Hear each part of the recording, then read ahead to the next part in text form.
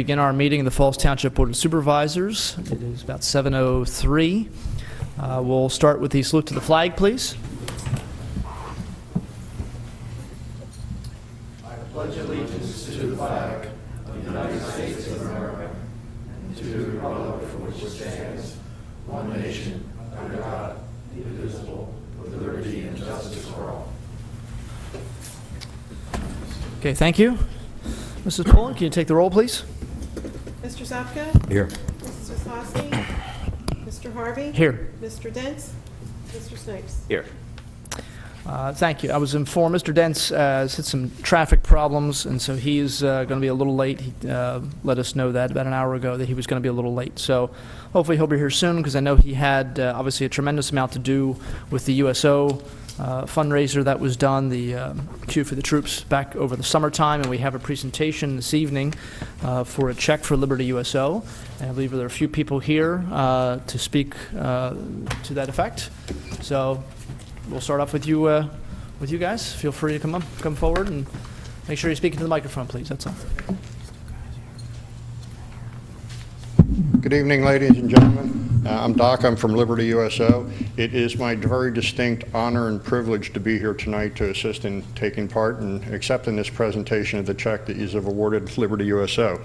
I'd also like to say a couple brief things to the township, to the Board of Supervisors in particular, and give you some input as to the magnitude of the donation and how far this is spread out. Right?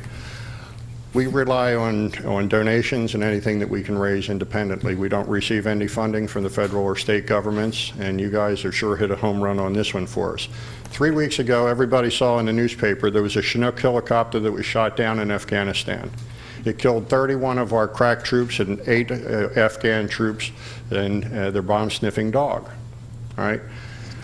Those crack troops were all A-level troops. We had 17 members of SEAL Team 6 and other special forces that were killed in that crash. I happened to be over at Fort Dix McGuire the day that happened, okay, and we got notification probably about 2 hours before we arrived at the base. While we were over at the base, our volunteer coordinator, Jeff Verhodes, received an email text from the military. Expect 100 family members inbound within the next 24 hours. For those of you that don't know what that means, the military bodies come into the United States military mortuary at Dover Air Force Base. The family members, however, come into Philadelphia International Airport because it's the closest commercial airport available to that facility. We handle the family members. Okay. Now, for the volunteers that work down there, this is probably the most heartbreaking and difficult mission that we have. It was a mission that every one of us, excuse me, wanted to do, and every one of us were terrified to do. How do you take family members that are having the absolute worst day of their life and try and find or say or do something meaningful to comfort them? All right. The USO facility, we meet them at the gate when their plane lands. We escort them down to the USO facility at Terminal A East. They're given a hot home-cooked meal if they desire. They can take a shower, they can sleep, and if the military has not already arranged for it, they're provided transportation to Dover Air Force Base. Normally, it's a 2 or 3 day process. Because of the fact that the bodies were burned and mutilated beyond recognition and commingled with the Afghan civilians or soldiers and the bomb-sniffing dog, it was going to be a long, drawn-out process. So the families are put up at the Fisher House, which is for families of the wounded or the fallen. And all the food and provisions that are there are supplied by USO. All right? These people gave us a whole bunch of money the first time I was here. Between the queue for the troops and the donation, the first donation, and it equaled $20,000. The combined total of these two donations is $40,000, and I believe that takes care of approximately 2/3 of our annual food budget. The part that I want to impress on each one of your board members with my heartfelt thanks, and every member of Falls Township, all right? Those families of the fallen, those 100 members of the Blue Star, the newly initiated Blue Star families, were taken care of by the residents of Falls Township. Now,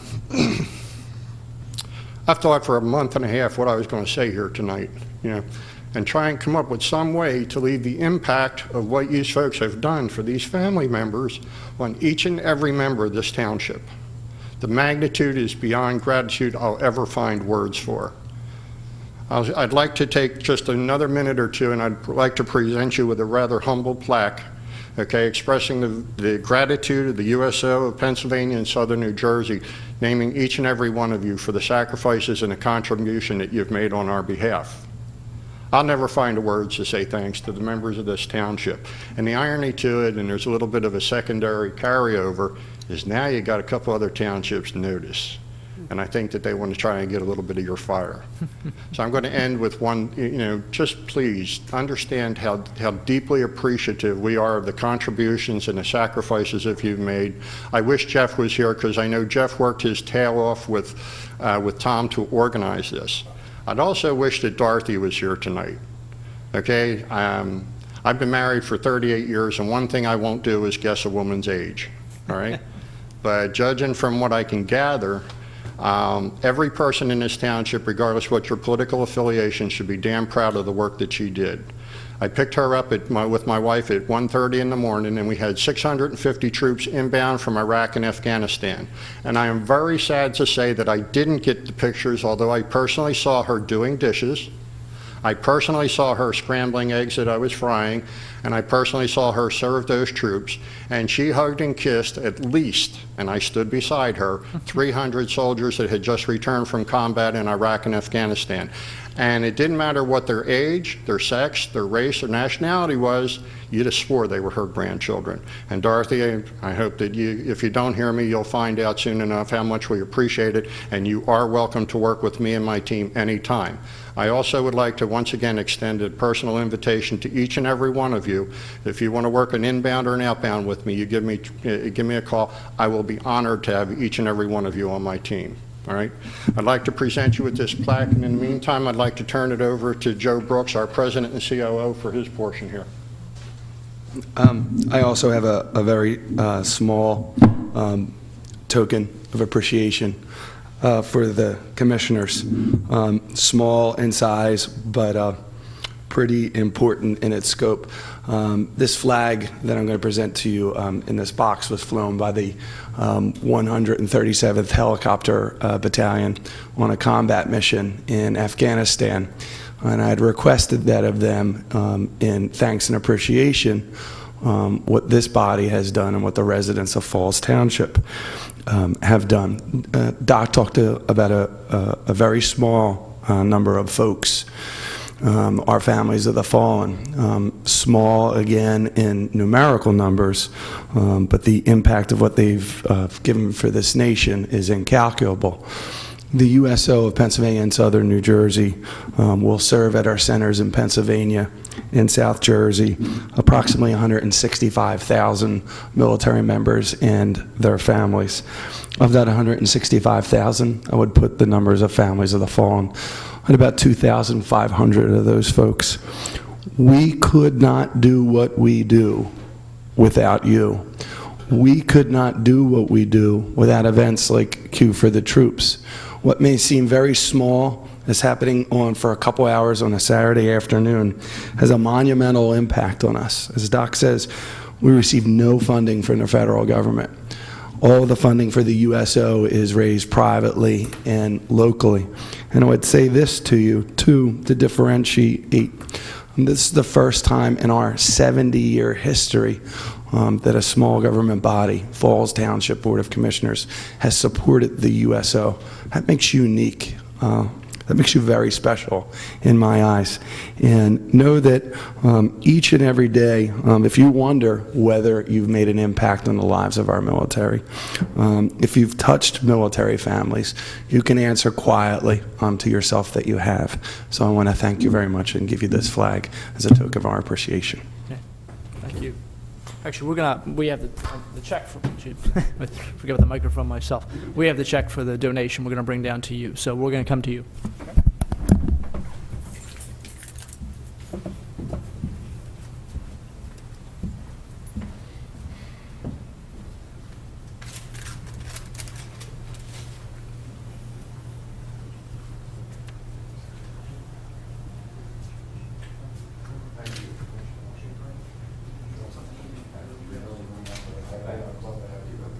John, thank you very much again. Thank you.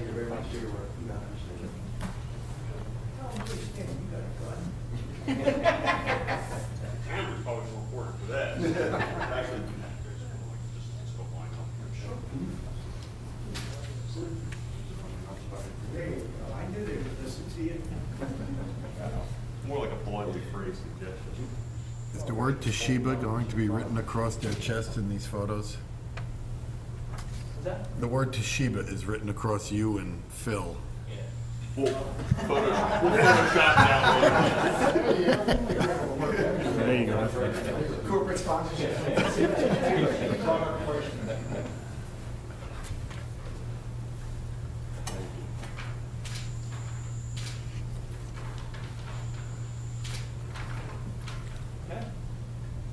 me get one more. We're looking a little dark.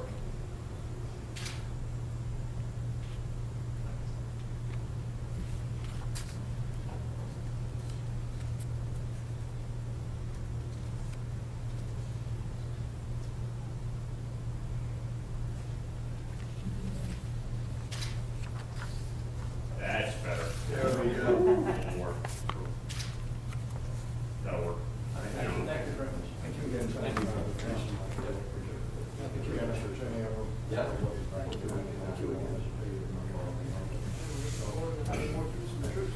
All right, well, we'll be here next year. Yes, let's go. Thank you.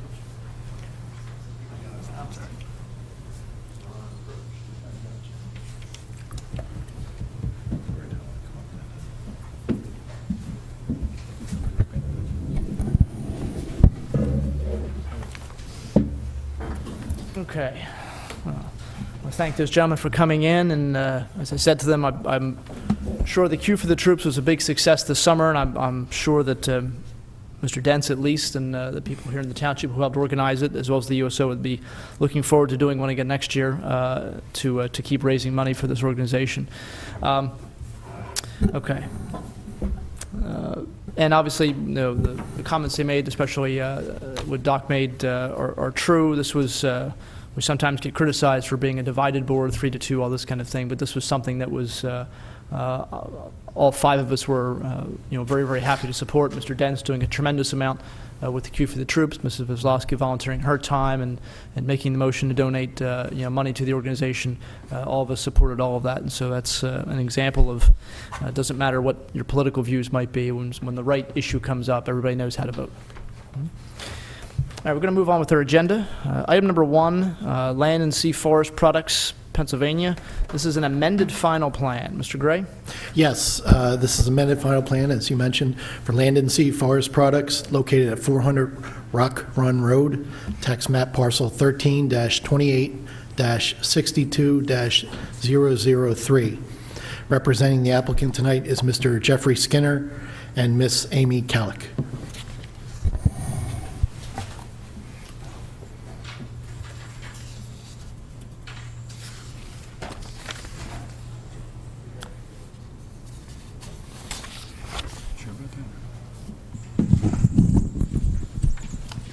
Good evening. Good evening. As was stated, my name is Jeff Skinner. I'm from William Major Associates. I'm here representing Land and Sea.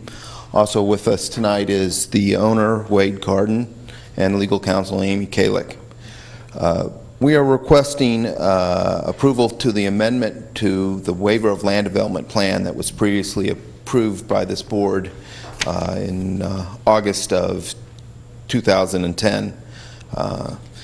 The project is Land and Sea Forest Products. It's located at 400 Rock Run Road. It's tax parcel, I have my glasses on.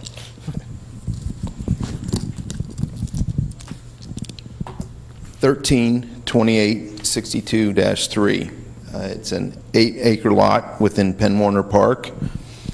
It was formerly owned and used by Commonwealth Wood Preservers. The company has lumber shipped into the site and is run through a lumber preserving treatment facility, and then is stored and then shipped out to local lumber yards in the area, including Lowe's. They're a main supplier for the Lowe's in the region.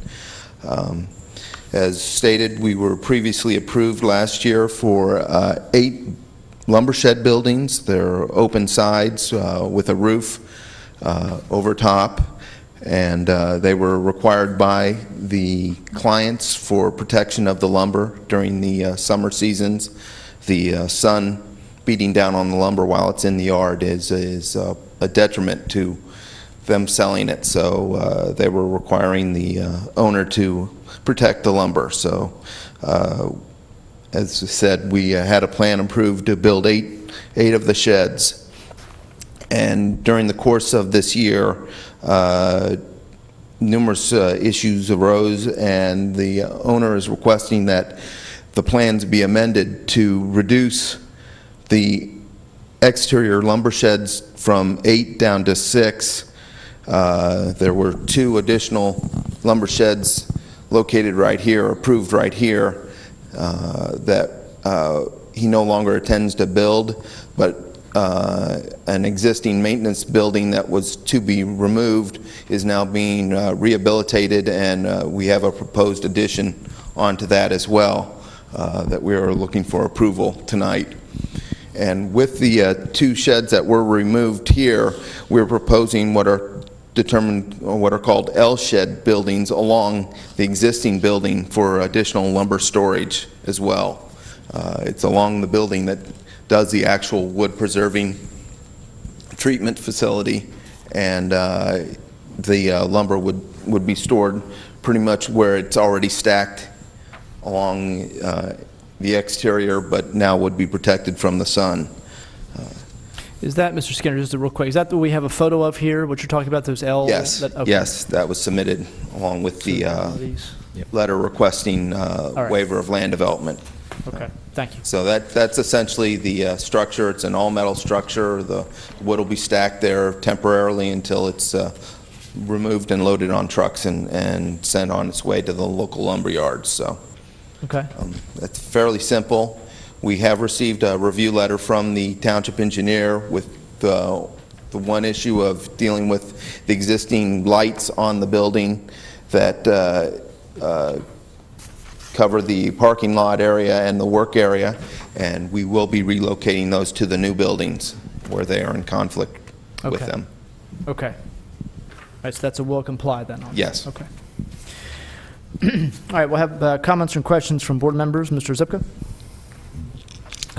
No, with you just stating that the lighting will be moved, that really answered my question. Okay. Mr. Snipes, comments or questions?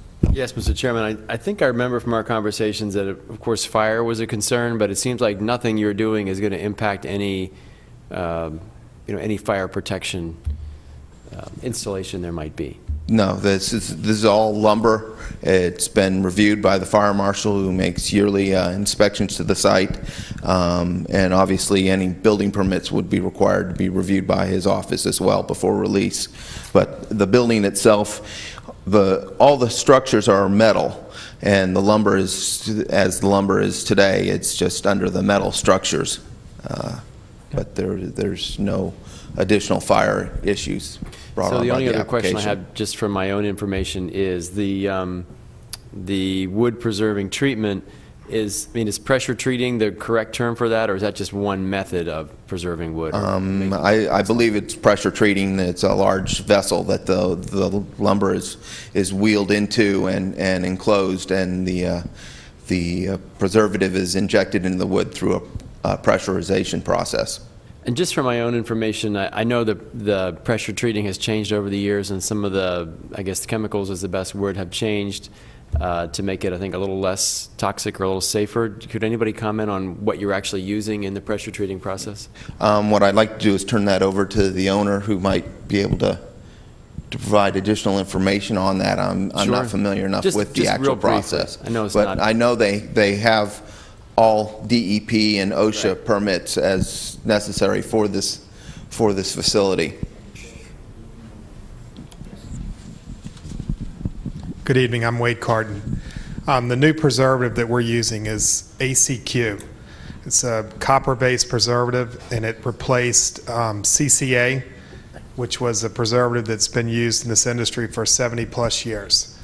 ACQ is the main difference between ACQ and CCA is the ACQ preservative does not contain arsenic, Right.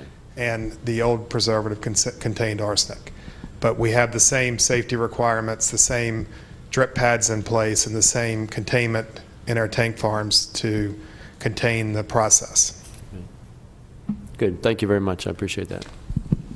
That's it, Mr. Chairman. Okay. And I didn't have any comments or questions. It's a very straightforward plan. Mr. Sullivan, any comments or questions on your behalf? Not at this time. Thank you. Okay. All right. Is there any public comment needed? Okay. See no motion or hands for public comment. All right, then. If we're looking at a resolution, this would be 11-15. 15. Okay. Which would be to amend the final plan for Land and Sea Forest Products, PA. Is there a motion to approve Resolution 11-15? I'll make a motion to approve Resolution 11-15 as it's been amended and presented to us. Okay. I'll second it, Mr. Chairman. All right, motion made and seconded. All in favor? Aye. Opposed? Okay. Thank you, gentlemen. Thank you. Thank you.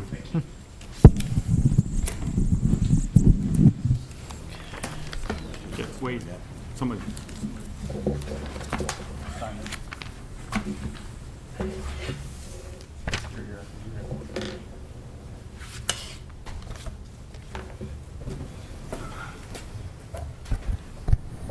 Okay. Thanks. All right. Paperwork completed here. All right, item 2 on our agenda is a sketch plan for 166-68 Lincoln Highway, which is actually immediately next to this building.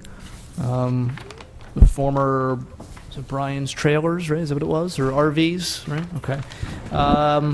And just because we haven't had a sketch plan in a while, just for people's memories, a sketch plan is essentially a plan that is brought to the township's attention and presented publicly. Basically, this is sort of a first bite at the apple. This is an easy way for a developer or someone interested, an interested party, just to get a feel from the board at a very preliminary level as to whether or not the plan they're thinking about is something that would meet with our approval, would, you know, some ideas from us as to how we might like to see it changed. There is no vote on a sketch plan since we're not being asked to take any action. But this does provide the people who might be looking to do a project a glimpse maybe as to what our thoughts might be, what our concerns might be, and then if they choose to continue with the project, they already have some feedback from us. Or maybe they decide not to go through with the project because of the feedback they get from us. So we won't actually be voting on anything. We will have some public comment if there's any that's required or any that's desired. I know there is a board facing us. Did you just have the one, or do you have two maybe the people in the audience can see too? Or I just have this one, Mr. Chairman. I believe this is the same plan that's in your packets. Okay. So I can turn it. You can turn it a little bit toward the side. That way the people, at least everybody seems to be sitting on that side, so they can always, well, Mr. Kenny, you can move up a little bit, right, if you can't see it. Want me to move this out of the way? There we go. Okay. Okay. Thank you, Mr. Chairman. Rob Gunlock for the applicant. That was a good description and characterization of the sketch plan process, and that's why we're here tonight, to receive some informal feedback from the board as to a proposed redevelopment of the property we're reviewing. I think it's commonly known in the township as the Bryan's RV property. It has quite a history. I have on this first board here an aerial that was taken a few years ago that shows the site loaded with RVs. Obviously, the recent conditions of the property don't reflect this many RVs. The real RVs, the ones that had any value at all, have been removed and sold, and there are a few mobile homes that are left, and I understand that some individuals continue to reside in those mobile homes. This plan contemplates the redevelopment of this site. The property was foreclosed and taken back by the bank. It's bank-owned now, and the bank is looking to liquidate the asset as part of the process. It is composed of 2 parcels. It's zoned highway commercial. It's about 4.53 acres. The applicant is proposing to change from one non-conforming use, the mobile home use, to townhomes. It is bordered to the east by an office building that's currently vacant, and that as well has been taken back by a different bank and is being marketed for sale. It's bordered to the east, or to the west, excuse me, by the Township building, and to the south by residential single-family homes. On the second board is simply a larger scale aerial that shows the proposed redevelopment plan overlaid so that you can get a good handle on what's surrounding it and how it fits in with the adjacent uses. The plan that is being proposed is the redevelopment of the property for a for-sale townhouse use product. This product is an infill development use, and the applicant feels that it serves as a good transition between the institutional and the office on either side and the single-family residential to the rear. This plan was reviewed with the Planning Commission. The Planning Commission, I would characterize, generally was in support of the concept being the redevelopment for a residential for-sale use product, but had some comments as to the layout, including a request to respect the 20-foot buffer around the entire perimeter of the site, to add some additional open space to reduce the density, and a few other comments that the applicant agreed to take a look at and attempt to revise the plan to address those comments and have further discussions on the subject. In terms of the alternate uses for this site, it's highway commercial, and so the standard uses that you see on the highway now, the car dealerships, the strip centers, the retail buildings, those are all uses that would otherwise be permitted in the site. This is a site that the applicant feels would be an appropriate use.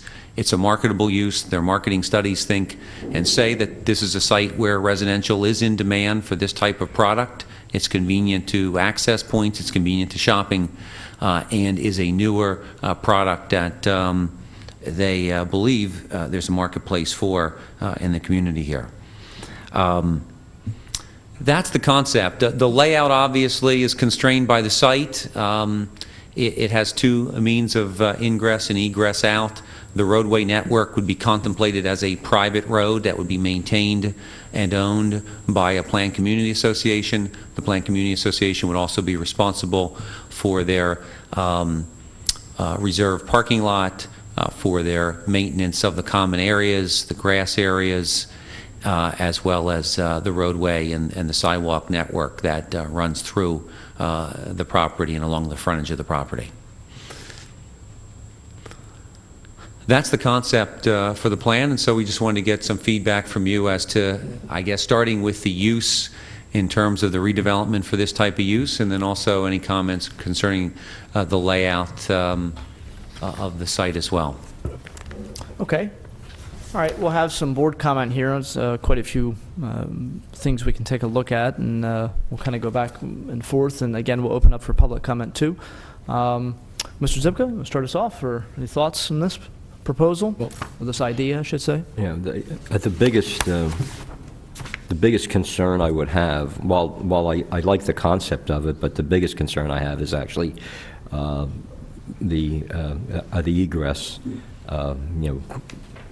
With Route 1 out there, we have enough businesses and properties that people have to turn into. We also have an island out there, and my biggest concern would be just people, the residents who would move in there, how safe it's going to be with the entering and exiting. Although it shouldn't be as much as some of the businesses that are there, but it's coming up to a traffic light, and I have a lot of concerns over that. I would like to see the buffer area stay the same, but the traffic is my biggest concern. Although I like the concept of it, I like something like that going in there. TP did have some comments. You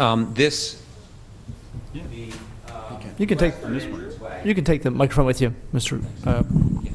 Gunlock. Thank you, Mr. Chairman. The western entranceway here, where you're correct, there is a median there, would be obviously right in and right out only. The eastern access is proposed to contemplate a left turn if appropriate. That needs further study, as you're mentioning, whether you can have a left turn out there or whether that has to be right in, right out as well. And obviously, it needs to be reviewed by PennDOT. We haven't taken that step yet to get their comments until after we run it by the board, but that's certainly something that would be considered and incorporated into the plans. That's all I have. Okay. Mr. Snipes? In general, I would say that it's an improvement over, of course, what's existing now, which is a non-functioning business. I'm curious about what the Planning Commission had to say about their concerns about open space and I guess the number of dwellings. Do you have any details on what they were actually asking of you to change? They wanted to see more open space incorporated into the plan, and they like to see less density on the plan. They weren't hard and fast specific on the numbers.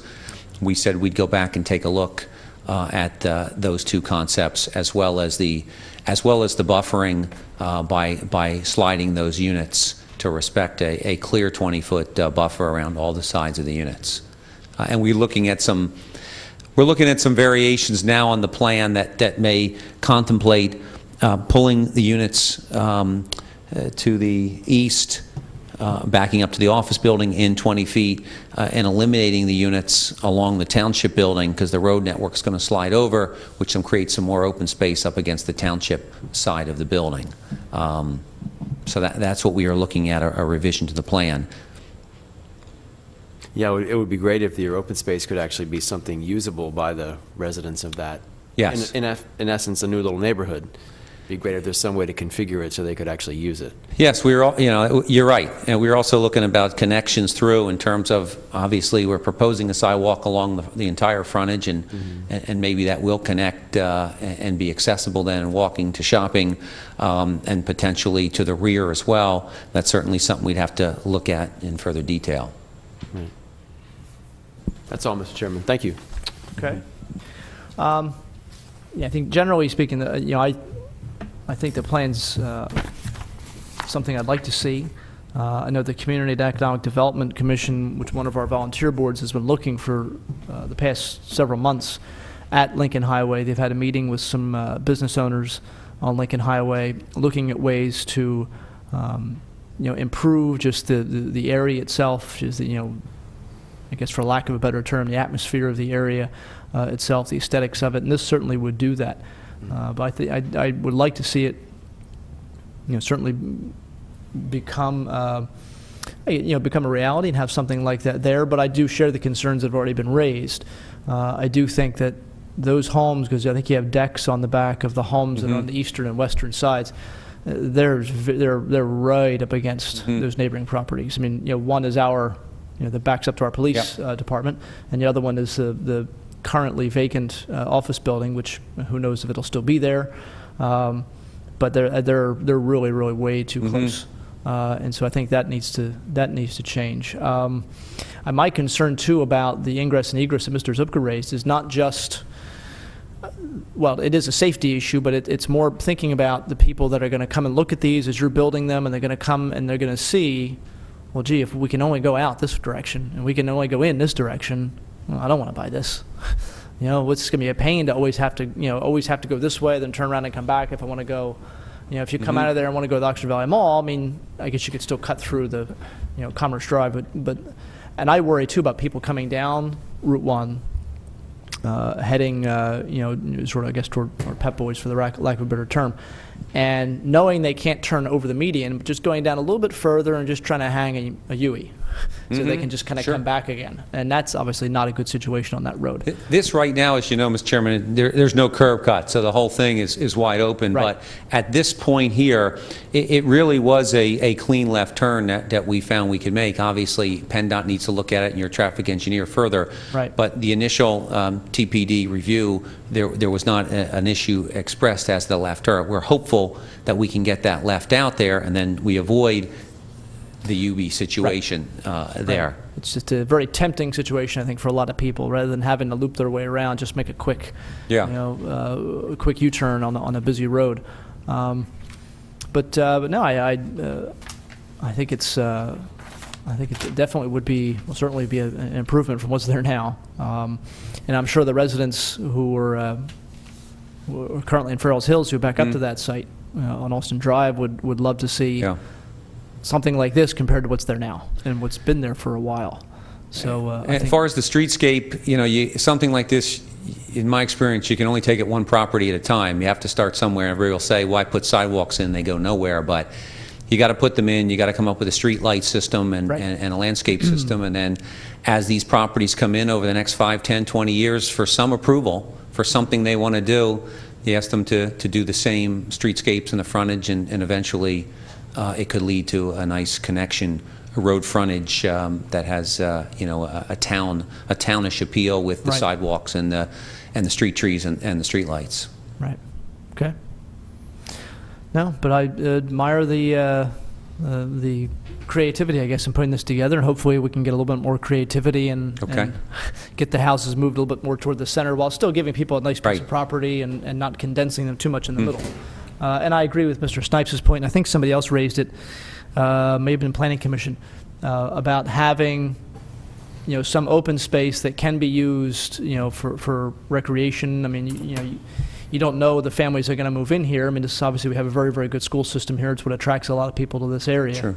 And so they might be moving here with kids, hoping to, so you're going to need something. Obviously, it's the bad thing about being where you are. It is pretty much locked up, and kids aren't going to be riding their bikes across the street. I would hope anyway. Yeah, and this, this type of product is not that there will be, I suspect, some children in there, but we do have some statistics on the projected number of children for this type of product, and it is certainly much lower than the single-family home communities that abut this.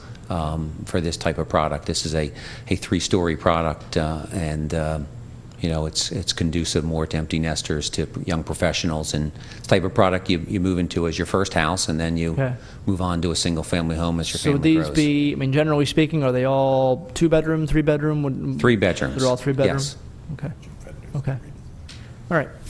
And you're saying 3-story, meaning I guess the first story is like a garage, basically, a pulling garage? Yeah, there would not be a basement here, because the basement requires more substantial excavation and dirt movement. So these are built on a slab, 3 stories. So the garage is on the first floor with a family room behind it. You go upstairs, you have your living room, dining room, kitchen, your deck. And then you go up one more floor, you have your master bedroom, and then 2 smaller bedrooms. Could somebody take the 2 smallers and say they just want one? Sure, they could combine it together, but it's set up for a master and 2 additional bedrooms. Okay, all right. Okay, any more questions from board members? No. Only you're kind of brave to be doing this in the economy that we're in, but yes, you've got a vision, and this type of product is what's still selling out there. The more urban communities like Falls that have the small lot singles and townhouse product, that's still selling out there. The further out rural communities and the 1-2 acre home sites, that product is basically in trouble right now, and this is what you see. People want to live closer to work. They want a smaller, downsize home style with maintenance-free living, and it seems to be what's selling anyway for the national home builders. Okay. All right.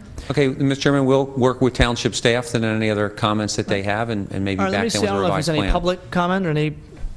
No? Okay. All right, then. Mr. Gunlock, I appreciate you coming in and presenting this, and thank you. Look forward to working with you, and our staff looks forward to working with you to get this project Mr. moving. Harvey, yes, thank you. There is somebody for. Oh. You sure? Okay. Instead of you coming all the way up there, he can hear me. He can answer. Is that going to be any kind of restricted community? I heard you say a private street, which means the street will not be dedicated, right? Question from the public is about whether or not it's a dedicated street and whether it's a restricted, I'm assuming you mean age restricted, kind of a home? If he says that the street's a private street, right. It seems to me it's not dedicated. Correct. Is that going to be a homeowner type thing or condo kinds of arrangement? It's proposed as a planned community association. The planned community would own and maintain it, but it would still give easement rights to, let's say, the public walking down the sidewalks and to the police to have a right to drive through the community as well. Well, they have to get to these things, but it's going to be restricted in some ways in that it will be a homeowners association type. That's what's being proposed now, but as part of the process, if the Planning Commission or the board or Township staff wanted to recommend that it be dedicated, then certainly that would be something that would be open for discussion. Yeah. Yeah. Again, the question is about whether or not the roads will be dedicated or whether they will be sort of a homeowners, condominium Right. kind of arrangement where they would be responsible for plowing and maintaining. And as Mr. Gunlock answered, this is proposed right now as a private road, so the homeowners themselves would share the costs of plowing and maintenance and everything else. Right. Okay. All right. Thank you very much. Thank you. Appreciate your time.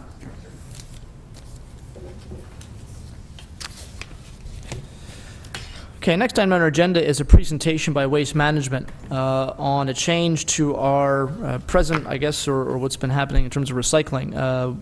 Waste is moving more toward what's called single-stream recycling, and I know we have sort of a presentation here using the projector, the LCD projector, so I'll allow Mr.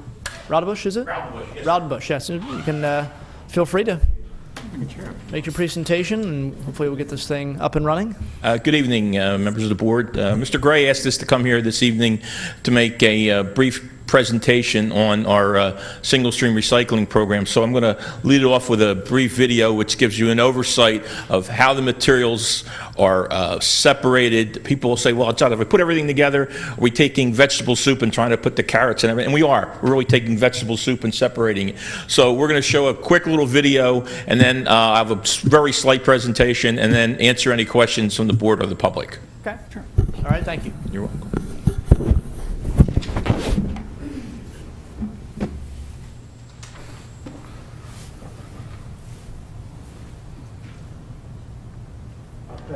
Waste Management is on a mission to drive environmental performance with solutions that manage and minimize waste, recycle valuable resources, and create clean, renewable energy.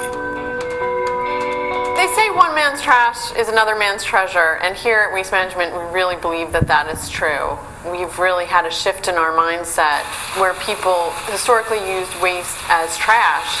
Now we really view waste as a resource, and it's a material that we need to manage and find innovative uses for. Waste Management is North America's largest residential recycler, recovering and processing over 8.5 million tons of plastic, paper, glass, organics, e-waste, and metal per year. By the year 2020, our goal is to nearly triple the amount of recyclable materials we manage to more than 20 million tons per year.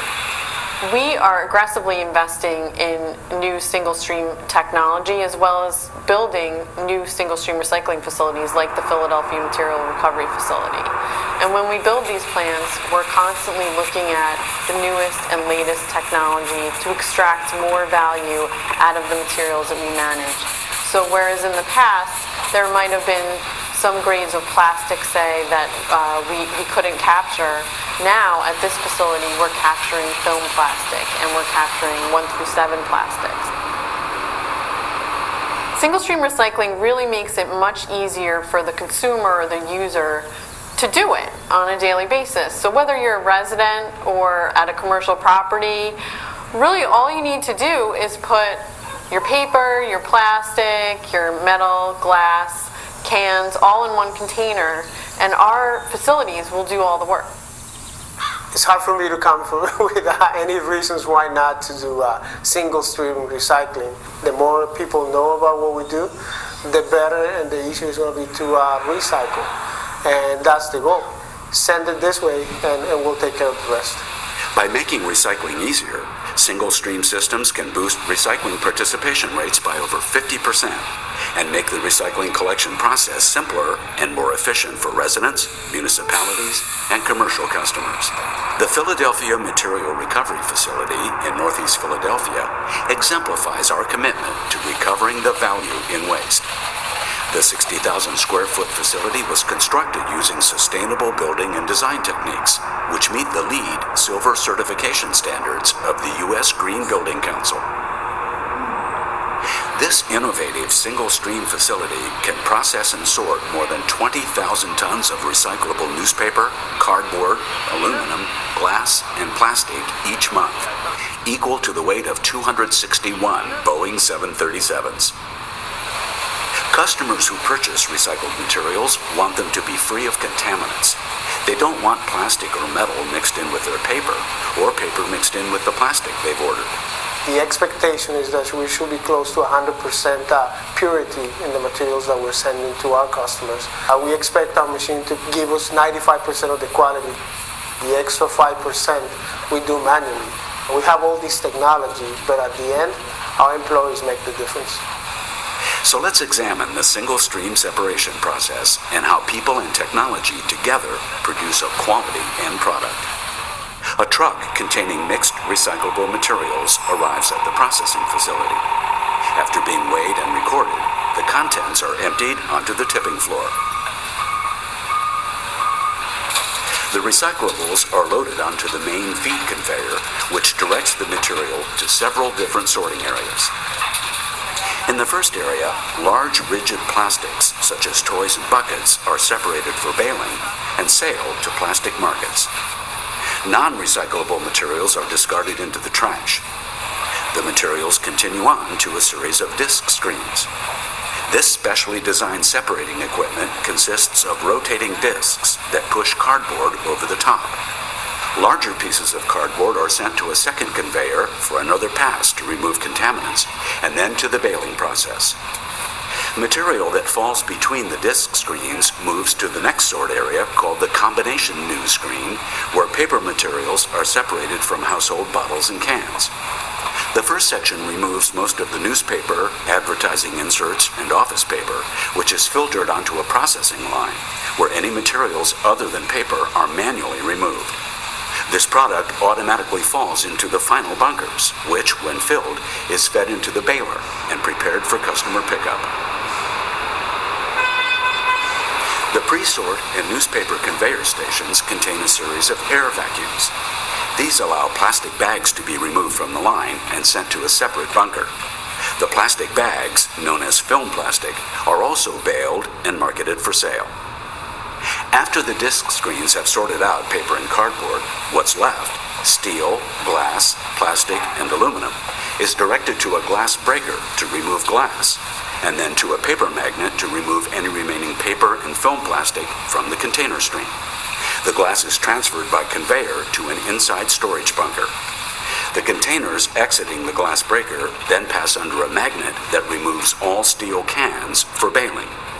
The remaining materials, primarily plastic containers and aluminum cans, are then passed under an optical scanner to remove light plastic containers, such as soft drink bottles. The remaining containers pass a manual sort station where additional heavier plastics are captured. These include clear plastic containers such as milk and juice bottles, and colored containers such as liquid detergent containers. These products are also separated for baling. What's left, cardboard juice cartons or non-conforming plastics, pass under another optical scanner for removal. The remaining material goes through a magnetic field known as an eddy current to remove the aluminum, which is blown into a material storage bunker for baling. Any remaining material not repelled by the eddy current goes to the waste line for transfer to a landfill or a waste-to-energy facility. At Waste Management, we're constantly on a mission to extract more value from the materials we manage, and at the same time, improve the environment of the communities where we operate. When you can go back home and tell your children that what you do, and they find it interesting, and not only that, you are actually influencing the future of the planet by doing what we do.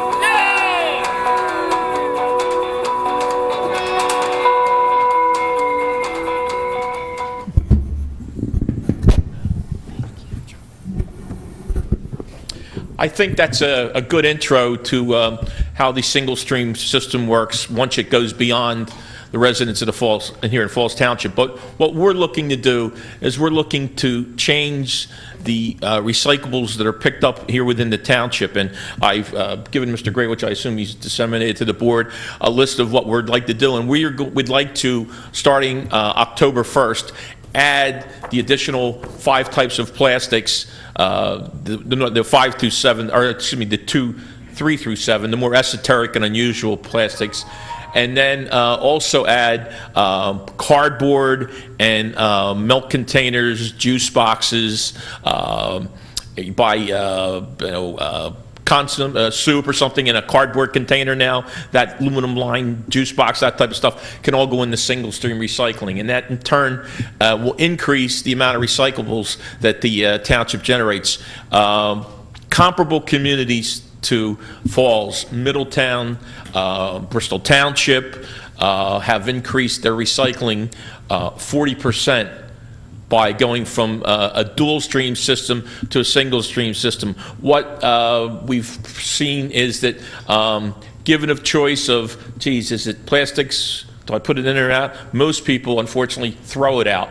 But if it's just plastics, they know that just to put it in. And cardboard. Now, obviously, if you get a refrigerator delivered to your home, you can't sit the box outside, but you can, in fact, cut it up in manageable pieces. They still have to fit into the truck, so you could cut it into 2x2 squares and stack them together and put them in the bin and put it out. But again, from the resident standpoint, it allows them to put more materials in. Henceforth, we're keeping more materials out of the landfill or the incinerator, waste energy, and in turn increasing the recycling, which enables the township to have the ability to go back to DEP and apply for more performance grants, which are based on the tonnages that the township recycles. And again, the materials will be picked up just like they are today. We continue to operate the facility formerly known as the Otter facility over off of New Fort Mill Road. It's now called Waste Management's Bucks County Material Recovery Facility, and in turn we're taking them and transferring them down to this facility. This is located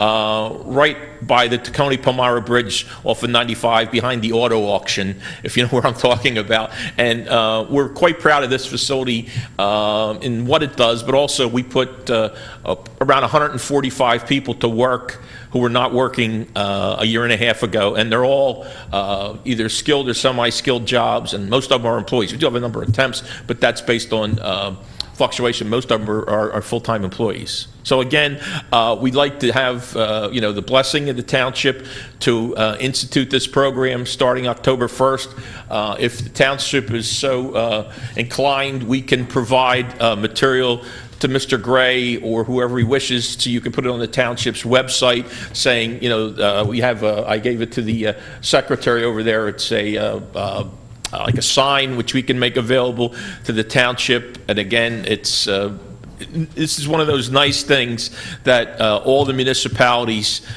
here in within a reasonable distance of Lower Bucks County are becoming participants in the program.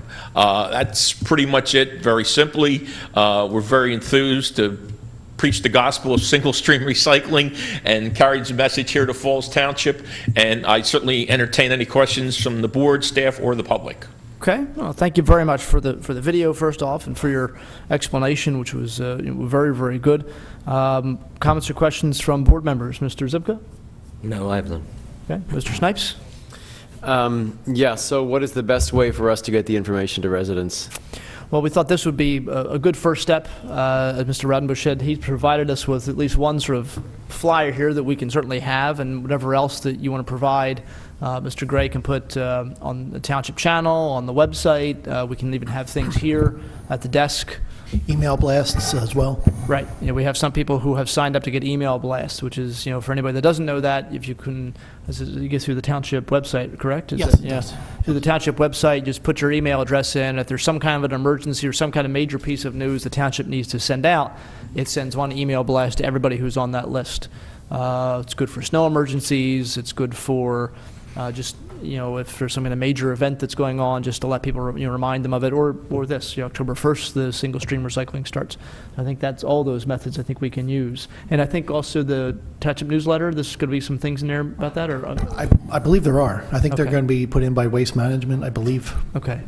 Okay. All right. That's And good. by the way, also, I was remiss in not offering, we'd love to have any members of the Board of Supervisors, staff, or any residents come down and take a tour. This is, we're very proud of this facility, and we want to show it off.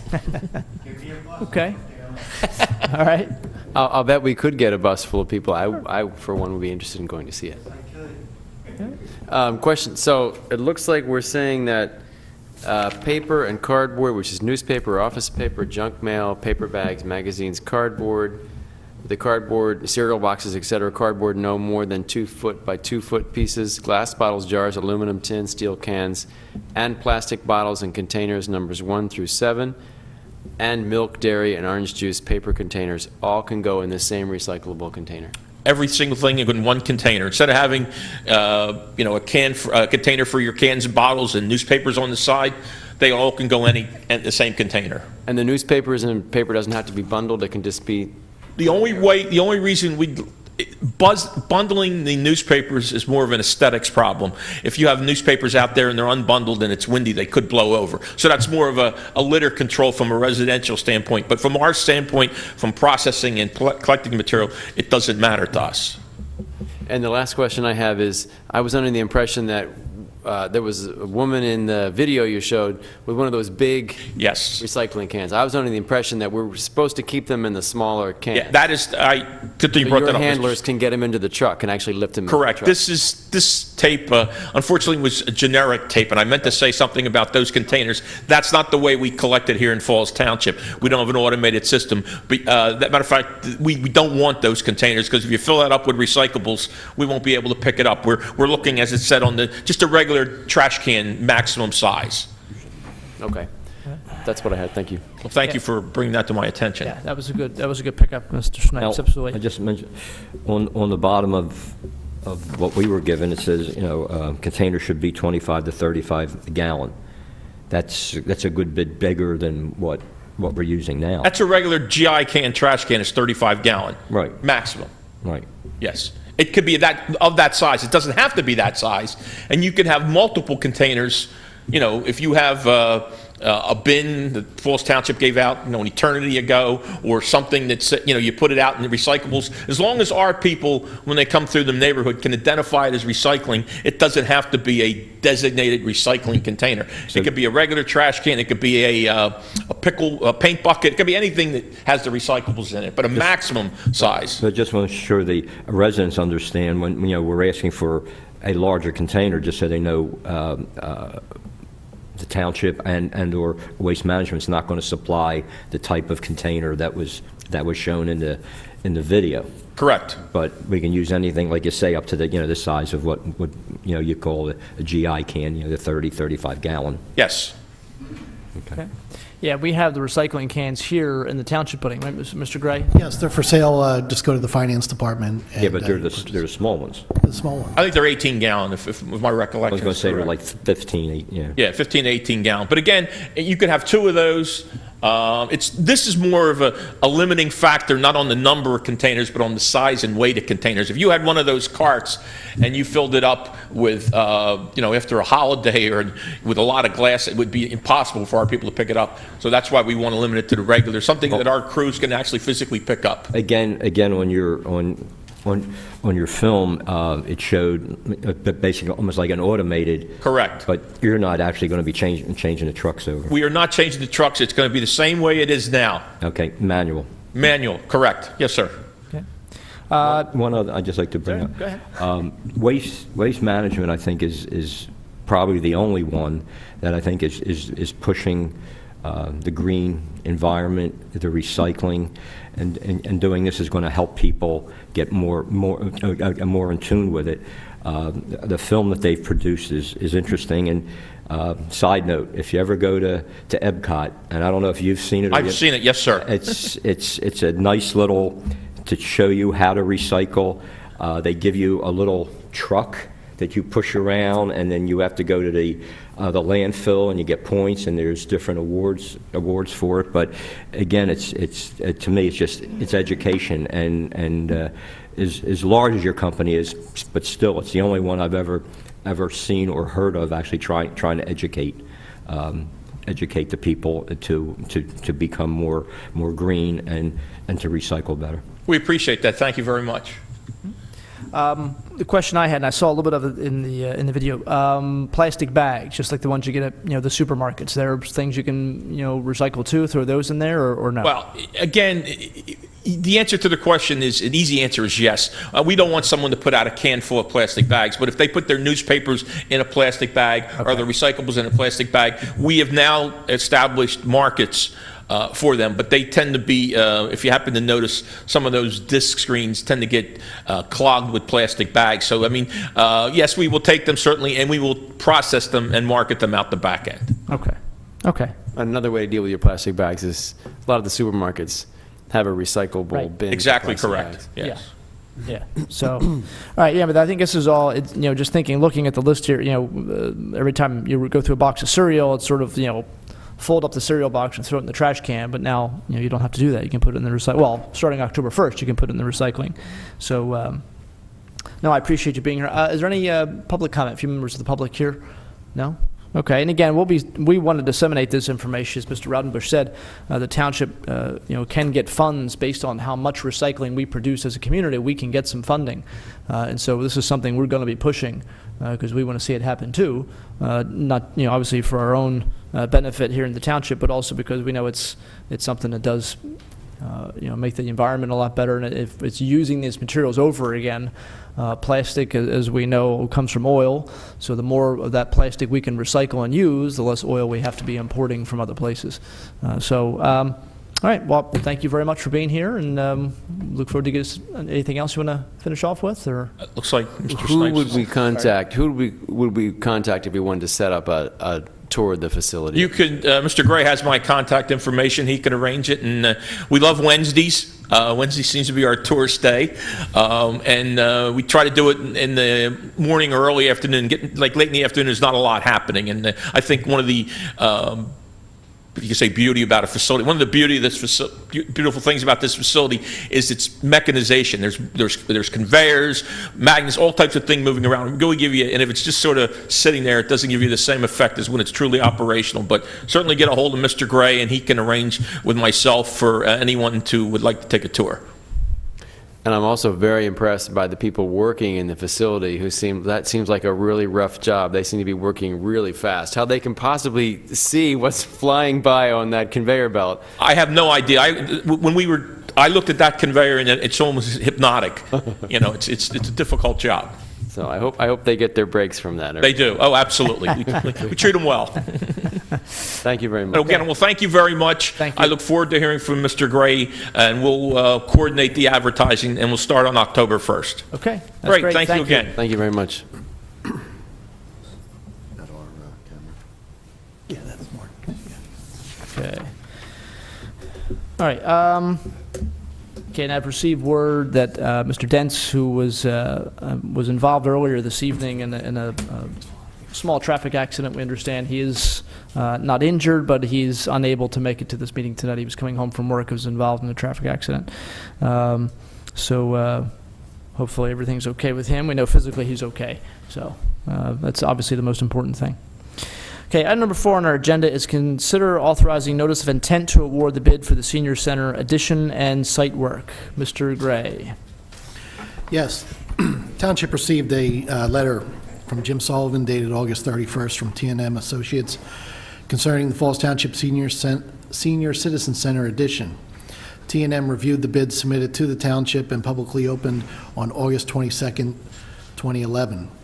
8 bids were received. The lowest bidder was Milestone Construction, $1,140,000.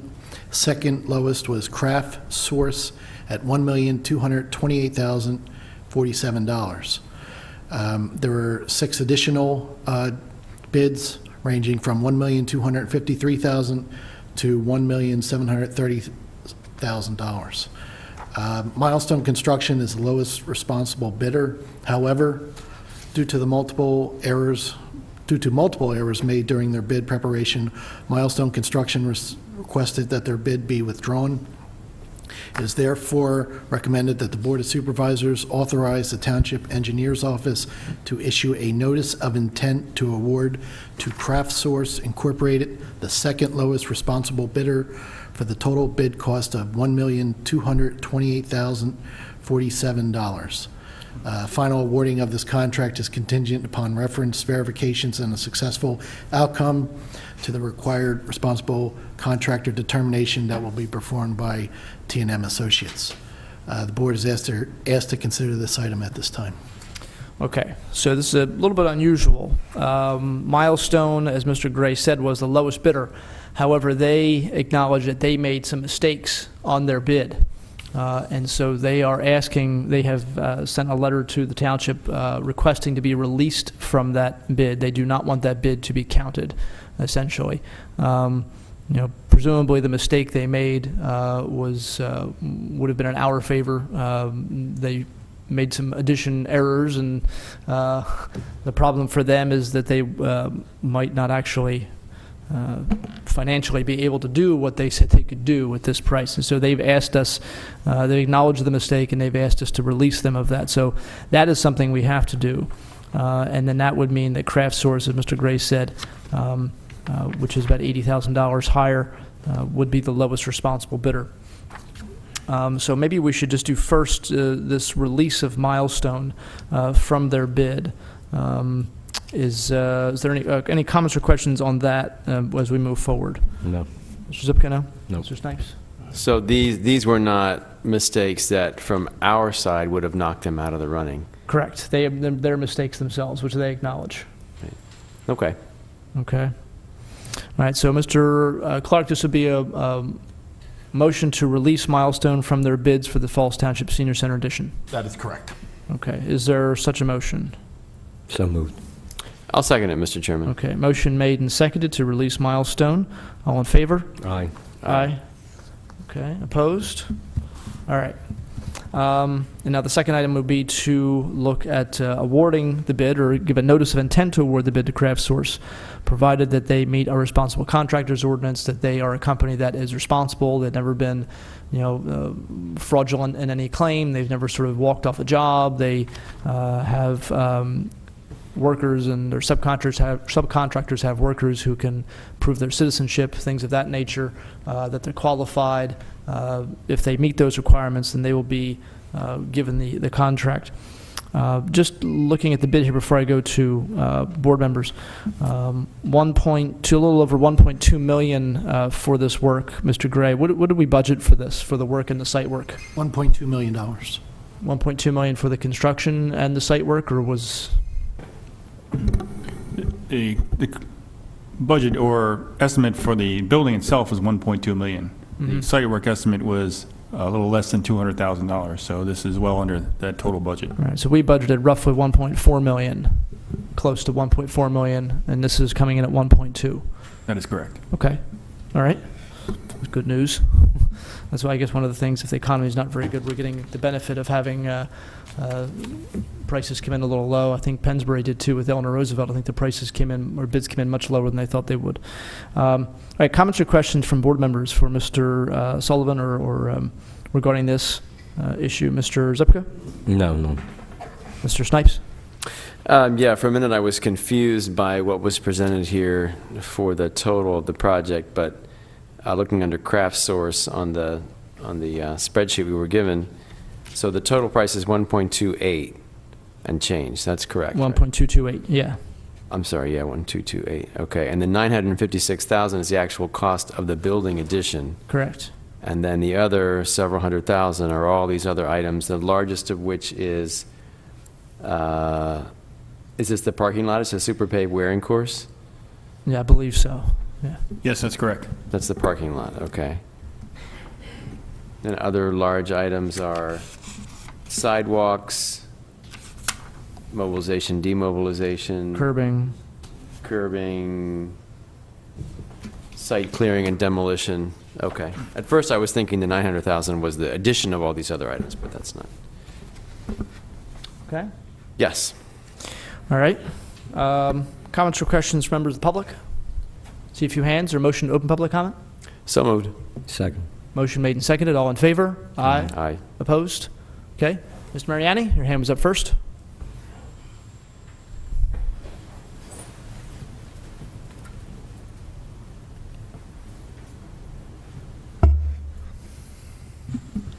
When the township presented their budget, the budget for the senior center was $1.2 million. Of that night, I asked the question, the community development block grant, was going to contribute $385,195 to that, so then our contribution is not the $1.2 million.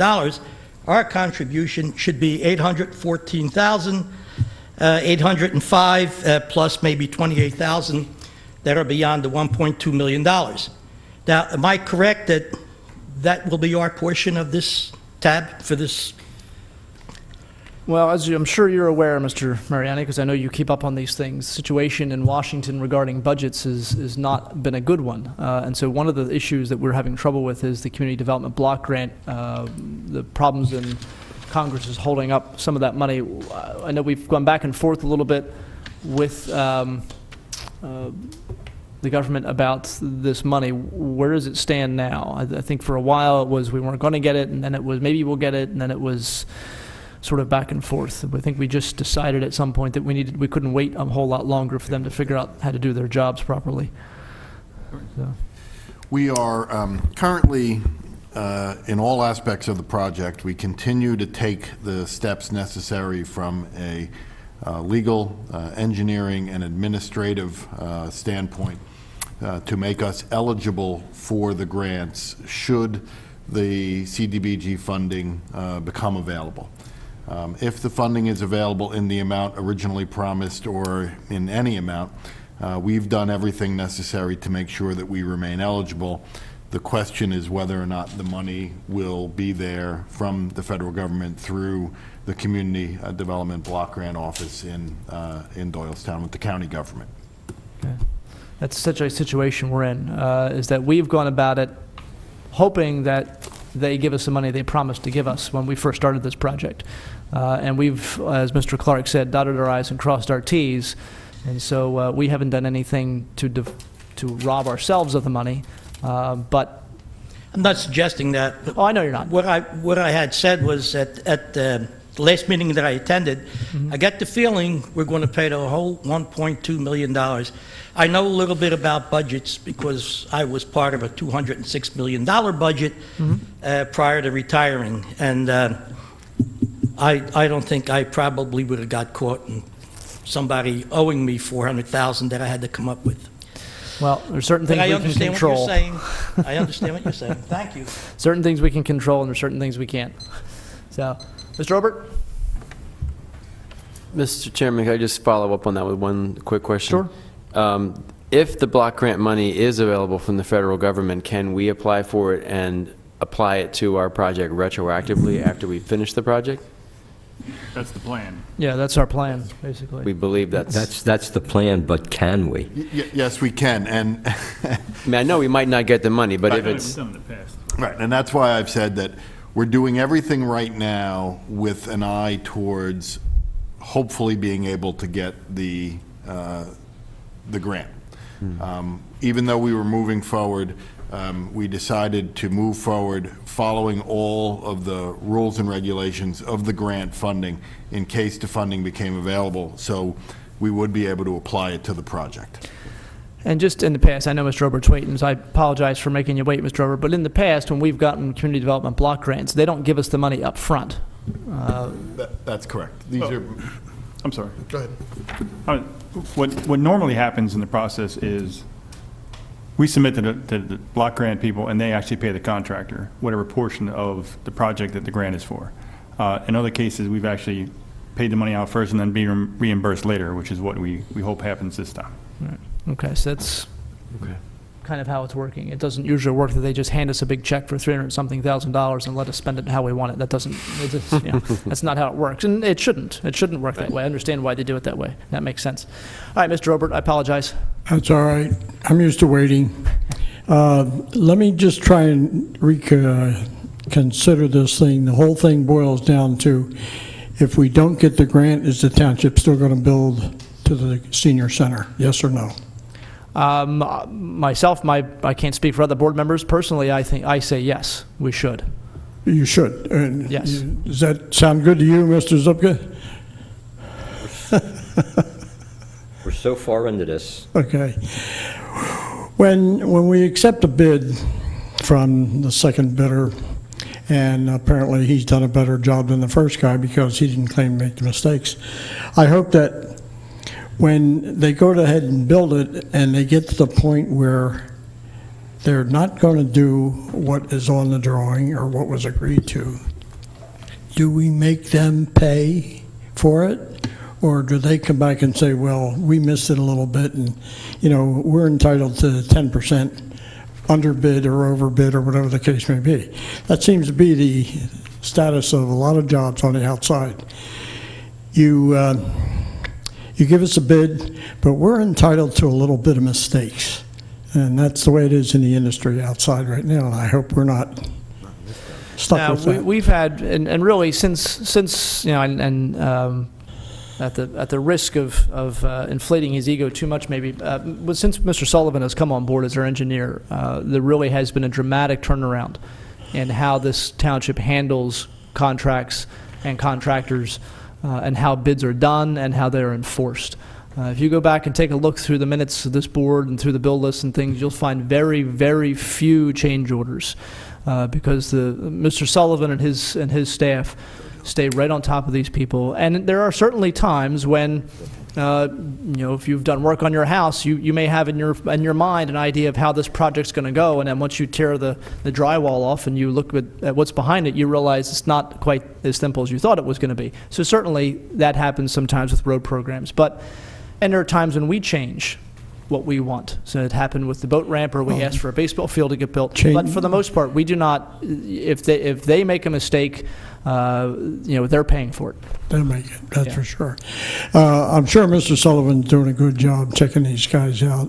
But talking about change orders, I won't bring it up at this time, but I have one suggested change order already for the outside of it. But we'll have to wait until. It would be best to wait until that comes up, Mr. Sullivan. I'll talk to you privately and keep it in mind, because I think it's well worth the change. Okay? Thank you. Okay, thank you. Any other comments? No hands, or a motion to close public comment? So moved.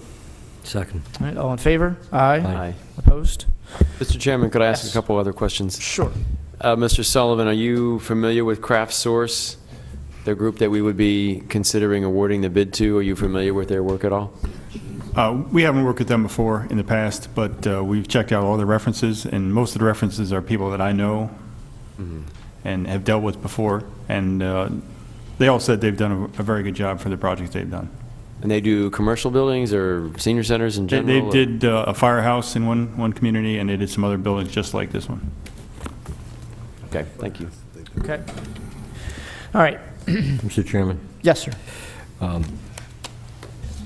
I haven't been in the beginning, or up until very recently, in favor of this. I didn't like the location, the amount.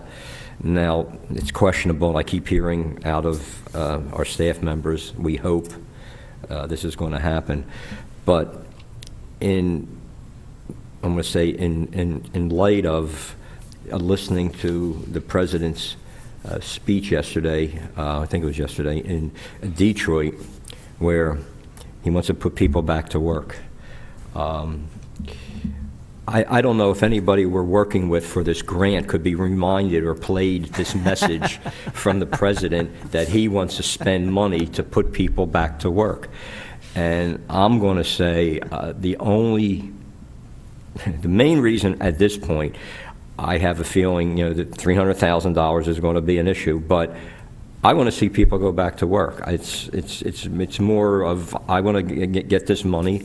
I want to, in a way, you know, for the president to put up or shut up, and I don't know how you can go about pushing him to give us the money, but it sounds perfectly like what he wanted. He wanted shovel-ready projects, which never seem to happen. This is ready to go. Let's get the money from Washington, and let's get some people back to work, even as temporary as it might be, but let's get some people back to work. That's all. Okay. Mr. Chairman, one last comment. Seeing as we budgeted for $300,000 for the block grant, how much was it? Was $395, $385? So 377. $377. Almost $400,000. given that we're going to move ahead and we've got our ducks in the row for the block grant and it may come through, but it may not, where will we pull the funds from for this construction project if that money never comes through to us? In other words, how do we finance it entirely by the I think we budgeted 1.4 to begin with. That's for true. site Okay, we work. budgeted 1.4, and it's 1.2, so. So I think we budgeted, I don't necessarily think we budget hoping for money to come from CDBG. If it comes, then that's great. If it doesn't come, we're covered. Yeah, we would take the money from the host community fees if there was any additional funding needed. Yeah. And I guess I would say again that we've mentioned this before, that Falls Township is one of the three, we believe, the three wealthiest townships in Pennsylvania. We do have money to do these kind of projects for the needs that our residents have. And I think our residents deserve facilities that are as good as any township in Pennsylvania. So I'm certainly in favor of spending the money on this and hoping we can get the block grant. But if we can't, then, I mean, this is money that comes from our residents. It belongs to our residents, and this is a way to return it to them. Okay. All right. We're looking then, it sounds like we're going to have a positive vote here. And this would be a notice of intent to award to CraftSource Incorporated the bid for the Falls Township Senior Citizens Center addition in the amount of $1,228,047. Is there a motion to that effect? So moved, Mr. Chairman. Reluctantly, I'll second it. Okay, motion made and seconded. Mrs. Pullen? Mr. Zapka? Yes. Mr. Harvey? Yes. Mr. Snipes? Yes. Okay, thank you very much, gentlemen. And it's good to see this moving forward. And again, the reluctantly part was because I think we should be getting the money from what Washington's been stating and trying to get people back to work. That's it. I'll get off that. All right, item 5 on our agenda is consider authorizing notice of intent to award the bid for the parking area expansion at Falls Community Park. A few months ago, we had our engineers look at the idea of expanding, not really the idea's been around for a while, but we need parking expansion at the community park, especially in Phase 2, with the skateboard park being built and with the dog park being very, very popular, and Phase 2 pavilion being very popular as a rental, the playground that's there. I mean, a lot of people going over there, and the parking needs to be expanded. And so Mr. Sullivan went out to bid for this project, and those bids have come in. Mr. Gray? Yes, the township did receive a letter from Mr. Sullivan dated September 22nd regarding the community park parking expansion. T&M reviewed the bids submitted to the township that were publicly opened on September 2nd. 3 bids were received. The first was from Kehoe Construction for $97,045. The second one from Bray Brothers for $98,365. And the third from James R. Kenny Excavating and Paving for $3,958,250. Kehoe Construction is the lowest responsible bidder. It is therefore recommended that the Board of Supervisors authorize the Township's Engineering Office to issue a notice of intent to award to Kehoe Construction Incorporated for the total bid cost of $97,045. Final awarding of the contracts is contingent upon a successful outcome to the required responsible contractor determination that would be performed by T&M Associates. The board is asked to consider this item at this time. All right, well, there's an obvious question. Why does parking lot striping cost over $3 million? Yeah. The obvious question, of course, would be we have 2 contractors, one coming in at $97,000, one at $98,000. The third contractor comes in at about $4 million. So, Mr. Sullivan, would you care to explain the problem there? Absolutely. Mr. Kenny's bid was actually $111,750, but in preparing his bid, he put the unit price for the striping, as Mr. Zupka mentioned, at $3,500 a linear foot. And since there was 1,100 feet of striping, the striping alone was $3,850,000. Our specs read that if you give us a unit price, we have to use the unit price. We can't use the extended price. So again, certainly the highest bidder on this project. Yeah, he would have been. Yeah. Even without his mistake, he would have been the highest bidder. That But is correct. it's interesting to see these companies making, sort of just mathematical errors, putting the wrong number in the wrong box, and it gets multiplied, and now you've got a project which should be less than $100,000, and this bid is for $4 million, just to count. So All right, and I guess the other question we should look at is how many parking spots are we buying here? What are we doing? We're constructing 51 parking spaces total, but it's a net of 46 because we're losing 5 over by the basketball courts to create access to the 18 that we're building right there. Okay, so about 46 parking spots.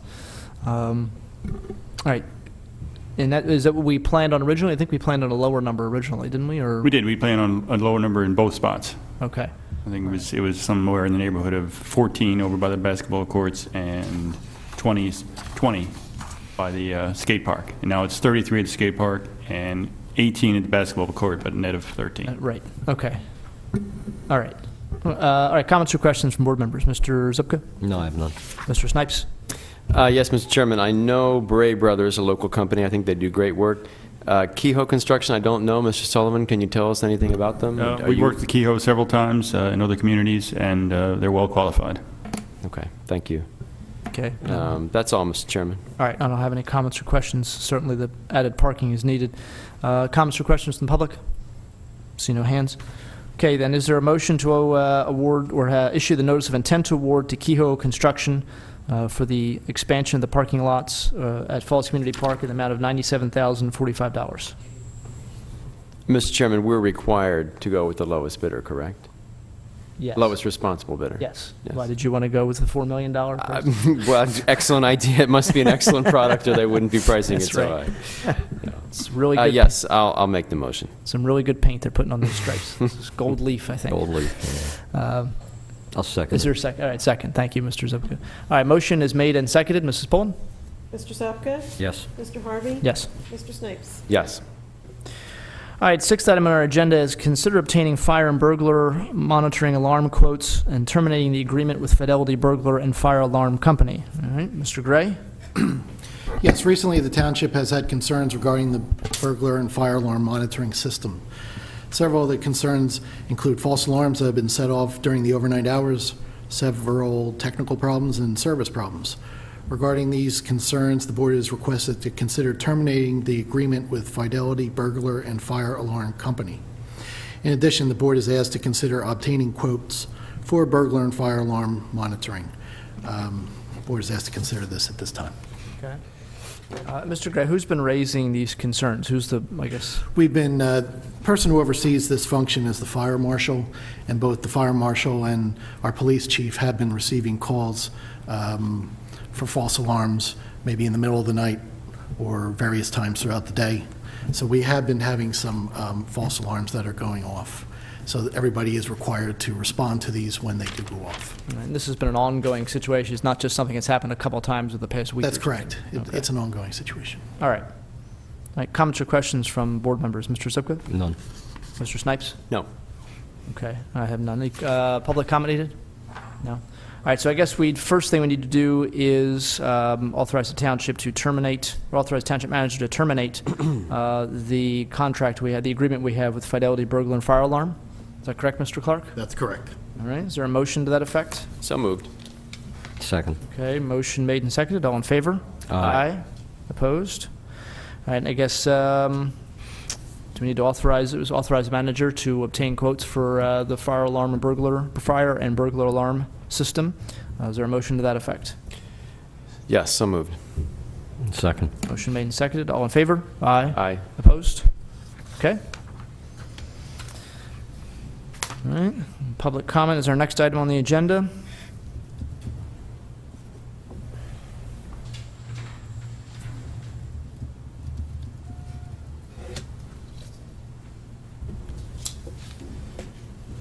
Okay, thank you. All right, first name on the list, Mr. Roland Kinney.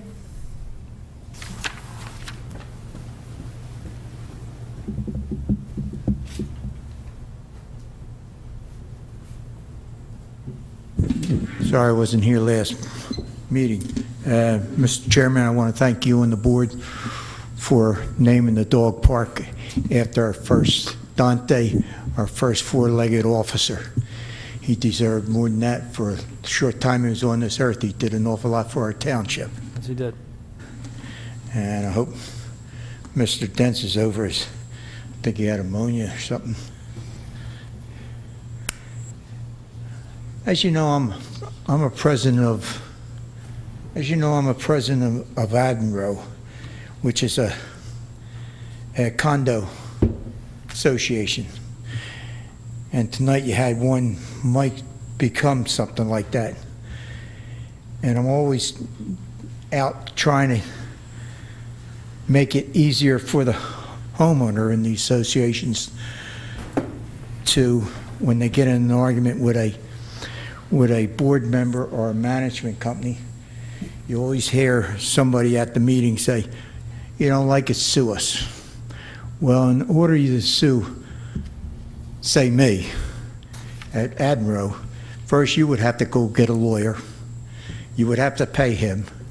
And then the lawyer I have, you would also pay because you're in the association. I wrote the newspaper a letter, and they published it in 3 newspapers. It's a draft that Connecticut Attorney General came up with, and they passed it up there. I gave it to John Galloway, and he's going to run with it up in Harrisburg. And I hope anybody else knows any other representatives will get a hold of them and say, go with this. This to let the homeowners association or what's the other one? Condominium association? Condominium association. That's me. And homeowners. If they went to sue, they would have a phone number to call. They would call them. They tell them their complaint. That board, that phone where they called, would call the board member or the association, and they would straighten it out in 30 days, and it won't cost the homeowner a dime. So I think that's what's needed, because in a lot of these places, you get a board that thinks they're bigger than the township or bigger than the government, and they're not. They're just homeowners trying to do a job for everybody in the community. And I just hope this passes. And with that, I'll say good night. Did you see it in the paper?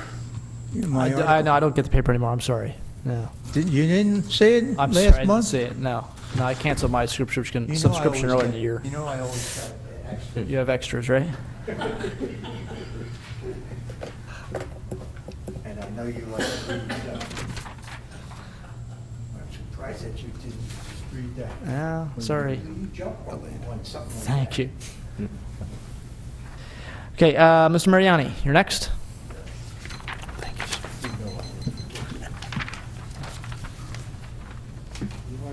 I certainly do. Thank you, sir. Roland has a few extras there. We're now about 8 weeks away from electing 2 supervisors for this board. Now, other than Mr. Dell, it appears to me the other candidates have been conspicuous in their absence at our meetings. And I'd like to see them take a more active public role and express their views concerning our agenda items and some issues that are of public concern, and I haven't seen them here. Now, personally, I have 2 questions that I would like to ask these candidates, and I would like them to answer my questions here at one of our meetings. Now, the first question would be, are you in favor of spending in excess of $1 million of taxpayer money, which I believe is excessively disproportionate to the need to put pavements on New Falls Road? That's a big one for me, and I hope for other residents here. The other question that I would ask them is if they are in favor of accumulating future host fees into a fund that would be invested in secured accounts, and these funds would never be available for expenditures for normal operating budget expenses, because the purpose of this fund would be to provide perpetual income that is, dividends derived from these investments, and they would be paid to Falls residents every single year. Those are the two questions I have. I'd like to see these candidates for public office come here and simply answer these questions for me, but I want them to do it publicly. Now, at my age, I have some advice for them, these younger candidates and the younger board members, and that is, if we can prevent the government from wasting the labor of the people under the pretense, and I say pretense because that's what it is, of caring for them, then we can all be happy. Now, that's a line that at my age I gave to Thomas Jefferson. And he used it, and I knew Tom, and he was a friend of mine. And I want you guys to pay attention to what I just said to you. And thank you, and good night. Okay, thank you. Mr. Obert? I was going to ask him if he was selling innings. What she thought of him. Good evening again, gentlemen. I have 5 points that I'd like to discuss, if I may, seeing that we have such a large crowd here. I think we can spare the time. I noticed the other day as I came off 95 that the road development for Toll Brothers Homes is going at full speed. They're widening the road, they're putting in drainage ditches, and they're tearing the trees down, and they're putting the curbs up and so forth. And this all happened totally sweet, and the houses aren't even built yet. Yet, 10 years ago, we were told they were going to change the intersection at Route 1, Pep Boys, and we even lost a business. And don't we have enough political clout to get that done? I came up from New Falls Road the other day. I had to wait. There's no light there now, you know. Well, not that there was. And I had to wait unbelievable amount of time because the traffic comes southbound, Route 1, makes a left-hand turn, comes down, turns down down Oxford Valley Road. Northbound traffic comes up Route 1, free light. They come down, they make a left-hand turn and go down Parkway. And then the light changes and the road on the other side of Route 1, they come through, and the poor people coming up there by Wawa, they have to sit and wait. There's no control for that. We have a stop sign as we come up there. Isn't there some way someone can put some heat on somebody to fix that intersection? I don't know if you gentlemen have any contacts. I'm sure you do, but I don't know if you want to share them with us. But I think that's something that we should really try. You should really try and get pushed to get started, get done before they move into houses. You have a bridge out on New Falls Road by St. Joe's Worker, and everybody knows. You know how many times I've gone down that road and found out, oh, geez, I can't go that way, and have to turn around and come back. But if you come off Route 1, come down Tyburn Road, and make a turn on New Falls Road, there is a possibility that you could cut through St. Joseph's, the workers' parking lot, to the back end. There's a bridge and a gate there.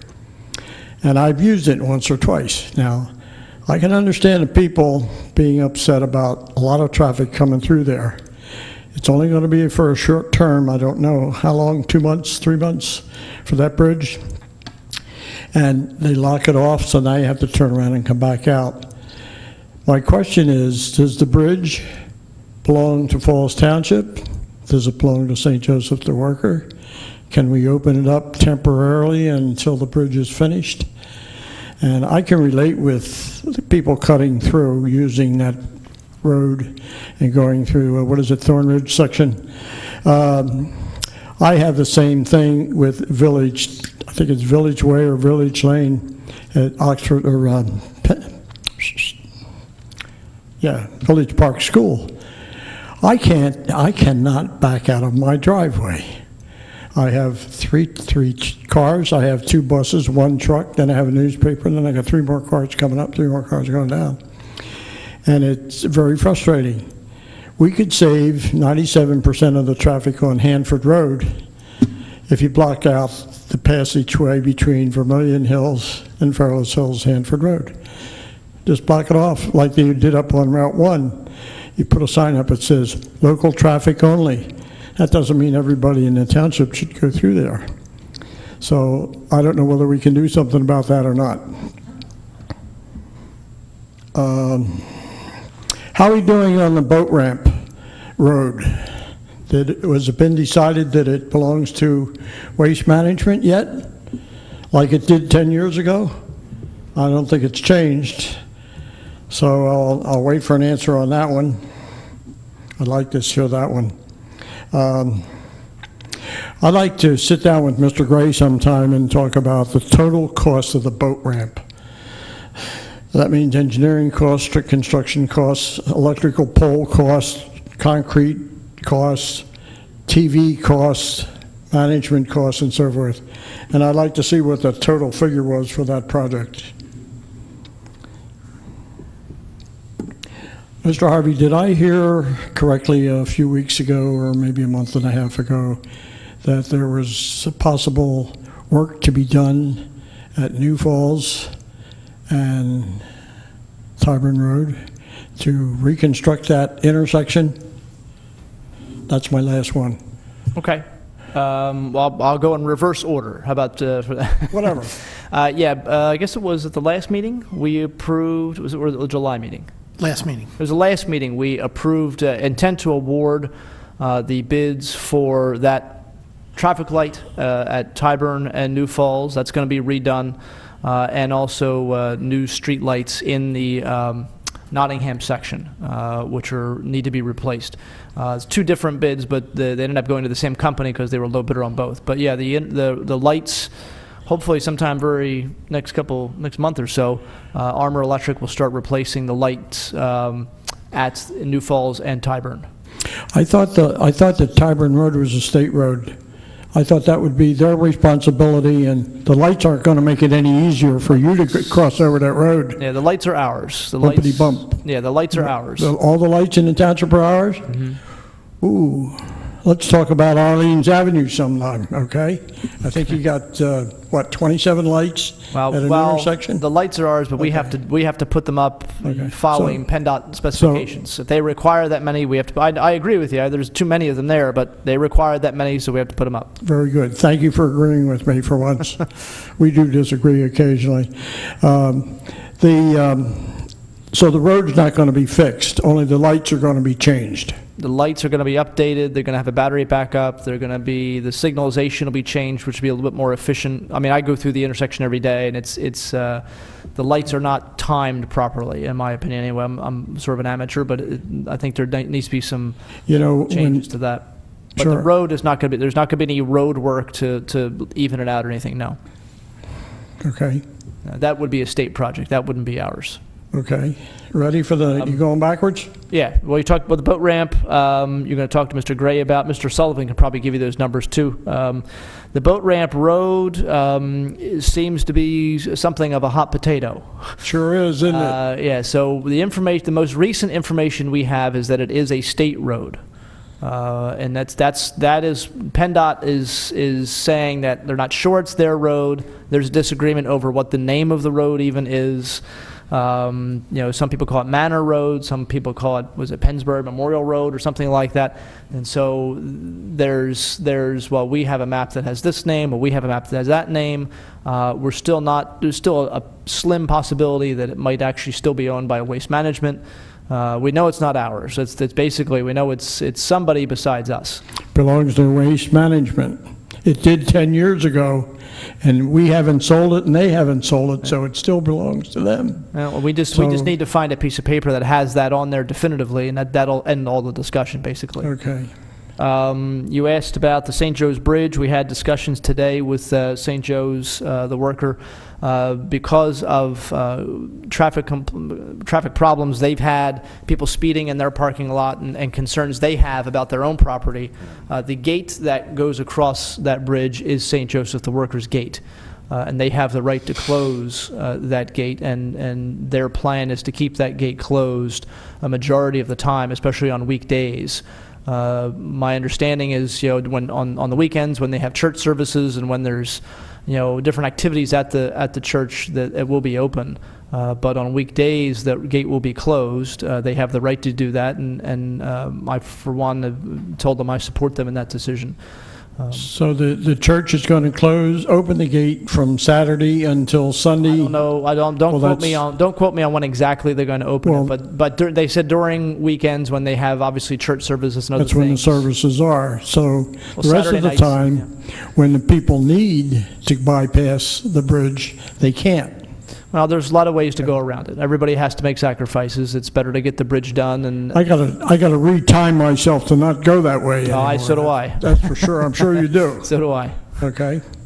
The last issue was Fuddruckers. We have had, quite a few meetings with PennDOT people. The first meeting we had with them a couple years ago, they didn't know what intersection we were even talking about.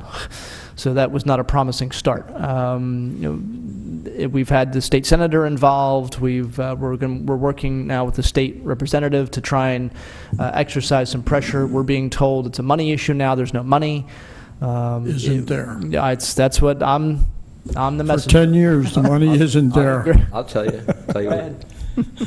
At the speech the other day, go talk to him to get the money. Here's a shovel ready. Yeah, well, there's a guy in Harrisburg who's got some purse strings pulled pretty tight too. We need to get him up. I remember when this started and they got rid of the Arby's restaurant there. Right. And they got rid of their store real quick because they figured it was going to go up and they'd save money and so forth. Yeah, well, I guess the state owns the property now. I don't know, but guess what? It's a mixture of state and private. But there was, for a long time, it was a legal battle that was holding everything up. The owner of the one property was insisting on getting X amount of dollars from PennDOT, and PennDOT, of course, wasn't going to pay that much money, and that went back and forth for a very long time. Now let's go back to, let's just momentarily talk about Economics 101 in college, and as far as where the money comes from. The money comes from projects in the state from what people pay in taxes, somehow, some way. Now, you come along and, let's say I want to make sure I get this straight. If you build a road, it's there once, and you spend a lot of money and you put a lot of people to work for maybe a year or maybe 6 months or whatever. If you put up these posts for traffic control so that people can walk across the street, the only ones that made money on that was the contractor who put them in once. The only way you make the economy go is to manufacture goods that people buy repeatedly. Just yesterday I saw on the net that Ford is moving a heck of a big portion of its activity to China. It sure puts them back to work, but it don't put our people back to work. So there's Economics 101. You know that. I'm sure you've been there, right? Yep. Thank you, gentlemen. Okay, thank you. Okay, let's move on to, excuse me, manager comment. Mr. Gray?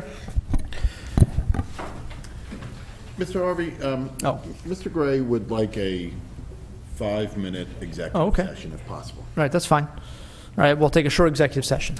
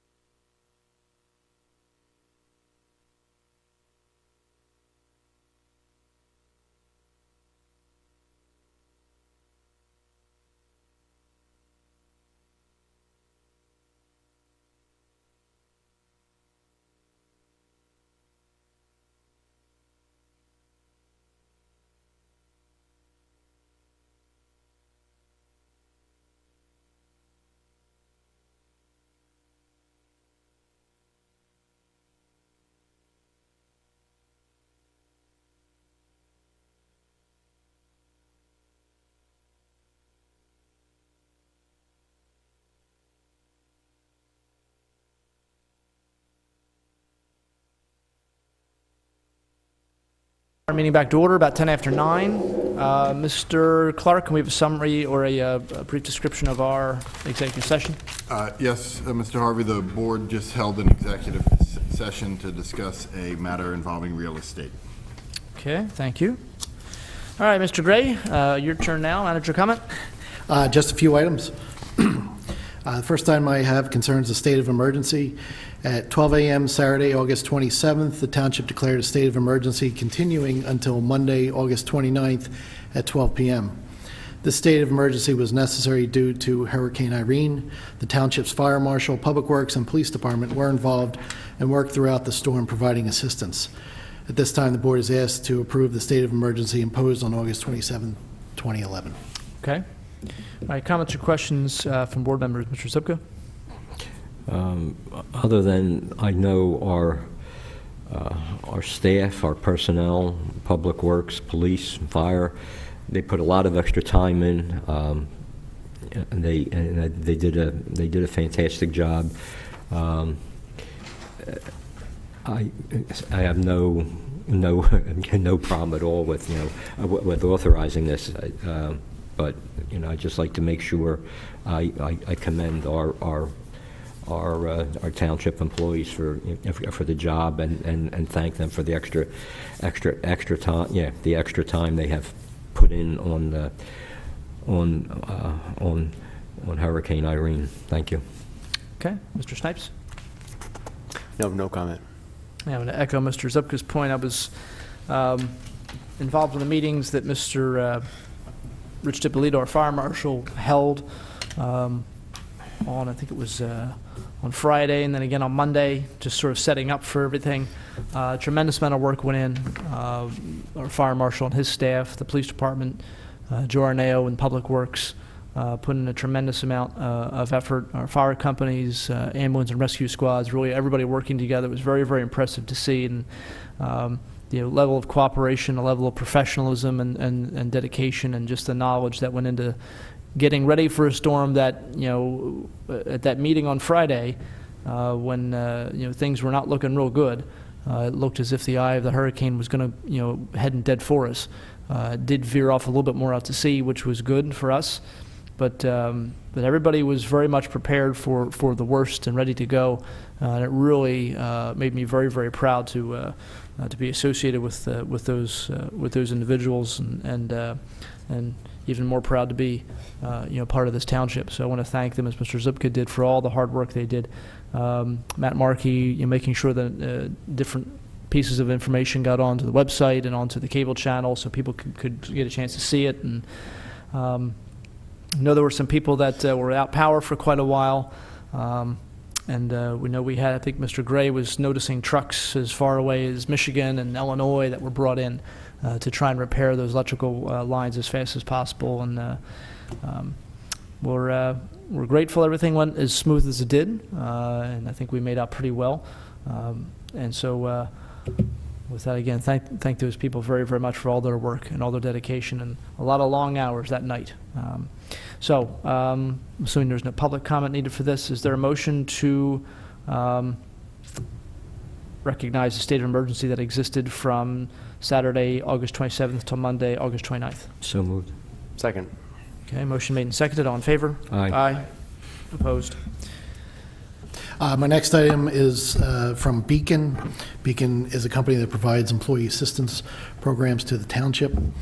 Beacon provided a quote for employee assistance services from September 1st, 2011 through August 31st, 2012.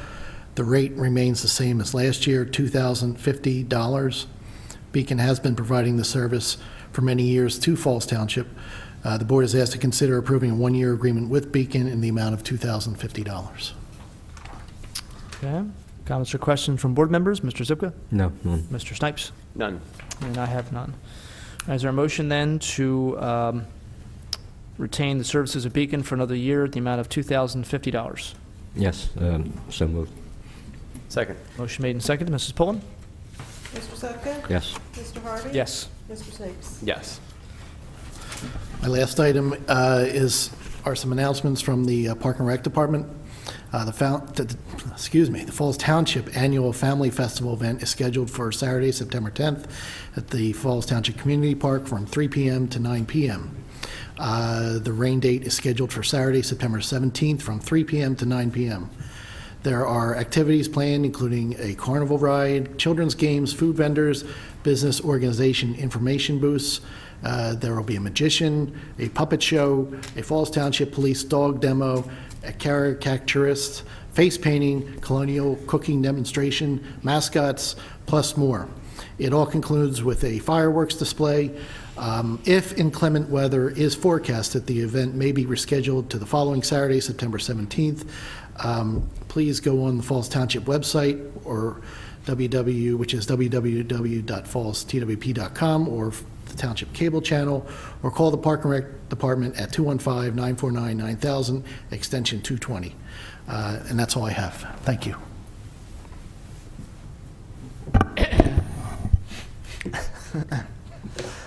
Thank you. Sorry. Mr. Chairman. Sorry. Okay, move to board comment. Mr. Snipes, to start with you, please. Yes, thank you. Following up on the comments about what we experienced during the recent hurricane, and which just missed us, but if it had hit us, would have been really bad. Since we've just gone past Labor Day, I wanted to thank both the public employees who worked so hard to make this, try to protect us during the storm and make everything function smoothly, and also private employees of private companies that work so hard. Someone just mentioned to restore power. I know when we go out of power at my house, we're usually out for 3 or 4 days, and this time it was restored really quickly. I know people were working in really difficult conditions. And there's been kind of a cultural climate in our country lately of bashing, especially public employees, government employees. And however, when there's a disaster, lots of folks are lining up wanting to get help from government, and it's the people employed by municipalities and states and the federal government who then can respond to those kind of situations. So I think that it's, I'd like to see us stop this bashing of public employees and congratulating people and thanking people for the work they do, whether they're employed publicly or privately. And I hope maybe there's a shift happening now in the country when we realize that so many of the services that we come to expect as citizens of the country would be in danger if we didn't have these people working for us. Just the other day, my wife and I were in a public park at the beach in New Jersey, not in PA. I began to look at the park guards and the people that were on the nature trails and the people that were cleaning up, and I realized these are all public employees. These are the people that are making our, this vacation day possible for us. So I hope that we as a community can thank the employees of Falls Township for the work that they do, and that as a nation we'll kind of move away from this kick we're on of thinking that we can bash people and still expect the kind of lifestyle that we've come to expect. So I hope that culture will change, and I know in Falls Township that I think the residents of Falls really do appreciate the work of people here in the township building, people, the road crew, people all over the township. And I think we have that kind of support from the residents, and I'm glad to see there isn't a culture of bashing people in Falls Township, and hopefully we'll continue to maintain that.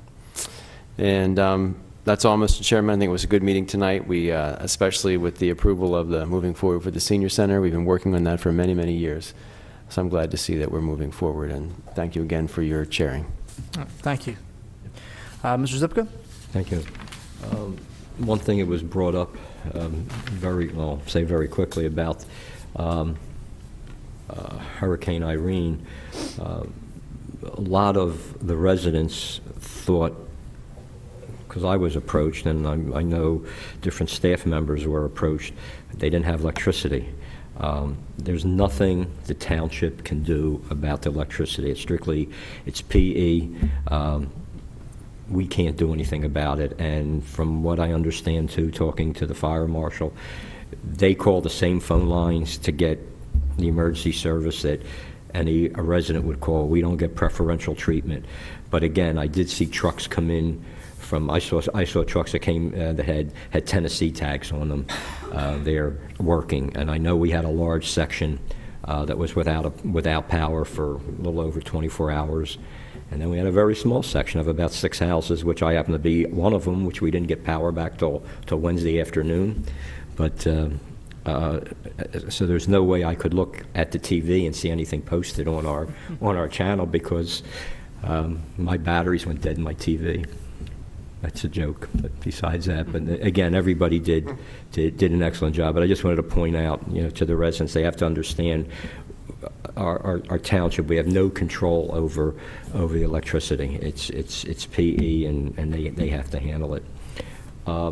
Earlier this evening, we received this flag from the Liberty USO, and this is something that was given to us from an active combat outfit, and there's a lot of significance to that, and with 9/11 coming up,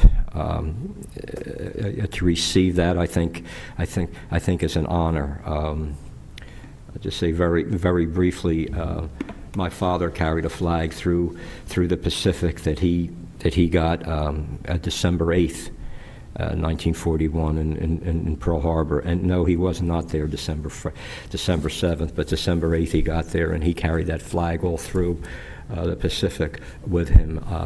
And he always displayed that flag. And when he passed on, I buried him with that flag. And I've met people that were at Ground Zero.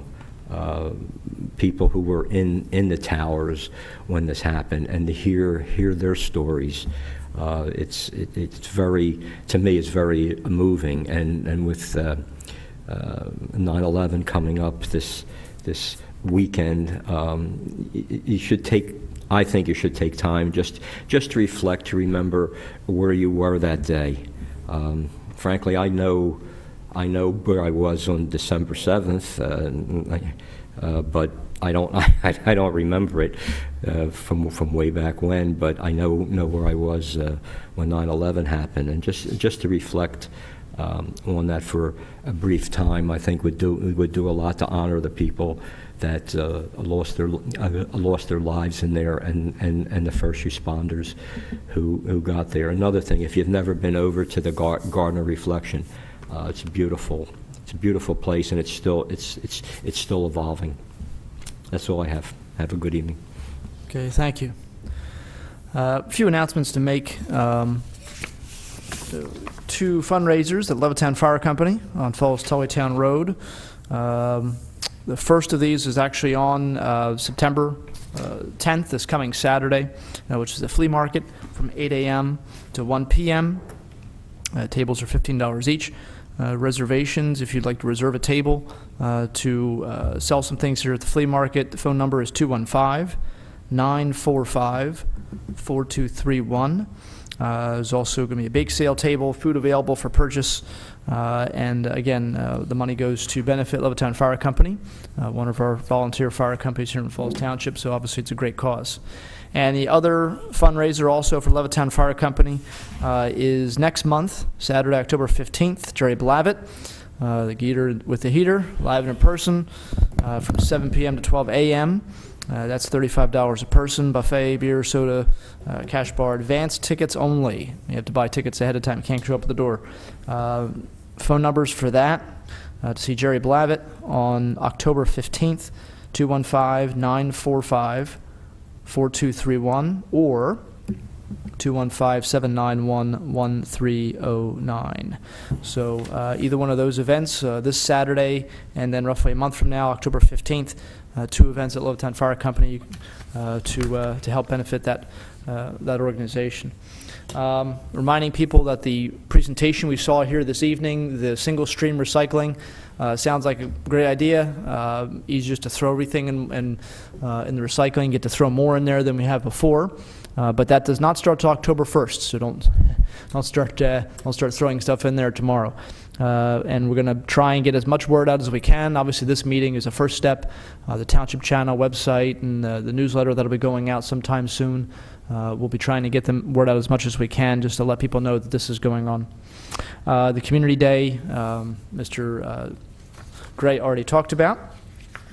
And, with 9/11 coming up, and we've already had a couple comments on it, which are obviously, expected. Everyone is remembering this. It's hard to believe it was 10 years ago. It seems like a different world before, that event. But one of the things I remember from that time period, remembering where I was and remembering the students I had in class when I heard the news, and trying to figure out how I was going to sort of, go through the rest of the day and address all the questions that were going to come up when I really didn't know very much about what was happening. But one of the things I remember the most was how united the country was and how much it pulled together in so many ways. And that is certainly something that I think we need a lot more of in our current time. Certainly the economic problems we've been having are bad and affect a great many people, but they really pale in comparison to some of the things we've gone through in the past. Mr. Zipka brought up World War II, the worst war in human history, the Great Depression, which was right before that, obviously the worst economic time in world history. And we made it through both of those. We made it through them because we stuck together. Because instead of pointing fingers at each other and blaming each other and calling each other names and assuming the worst, we bonded together and fought the common enemy, whether it was fascism or dictatorship, or whether it was starvation and unemployment. Over the past 10 years, we've been doing a lot more finger pointing at each other than we have at the actual problems that really exist. If we start pointing our fingers together at the real problems and working to solve them, maybe they'll actually get solved. Right now, all that's happening is people's fingers getting sore from pointing at each other. And it doesn't really help the country move in any direction except downward.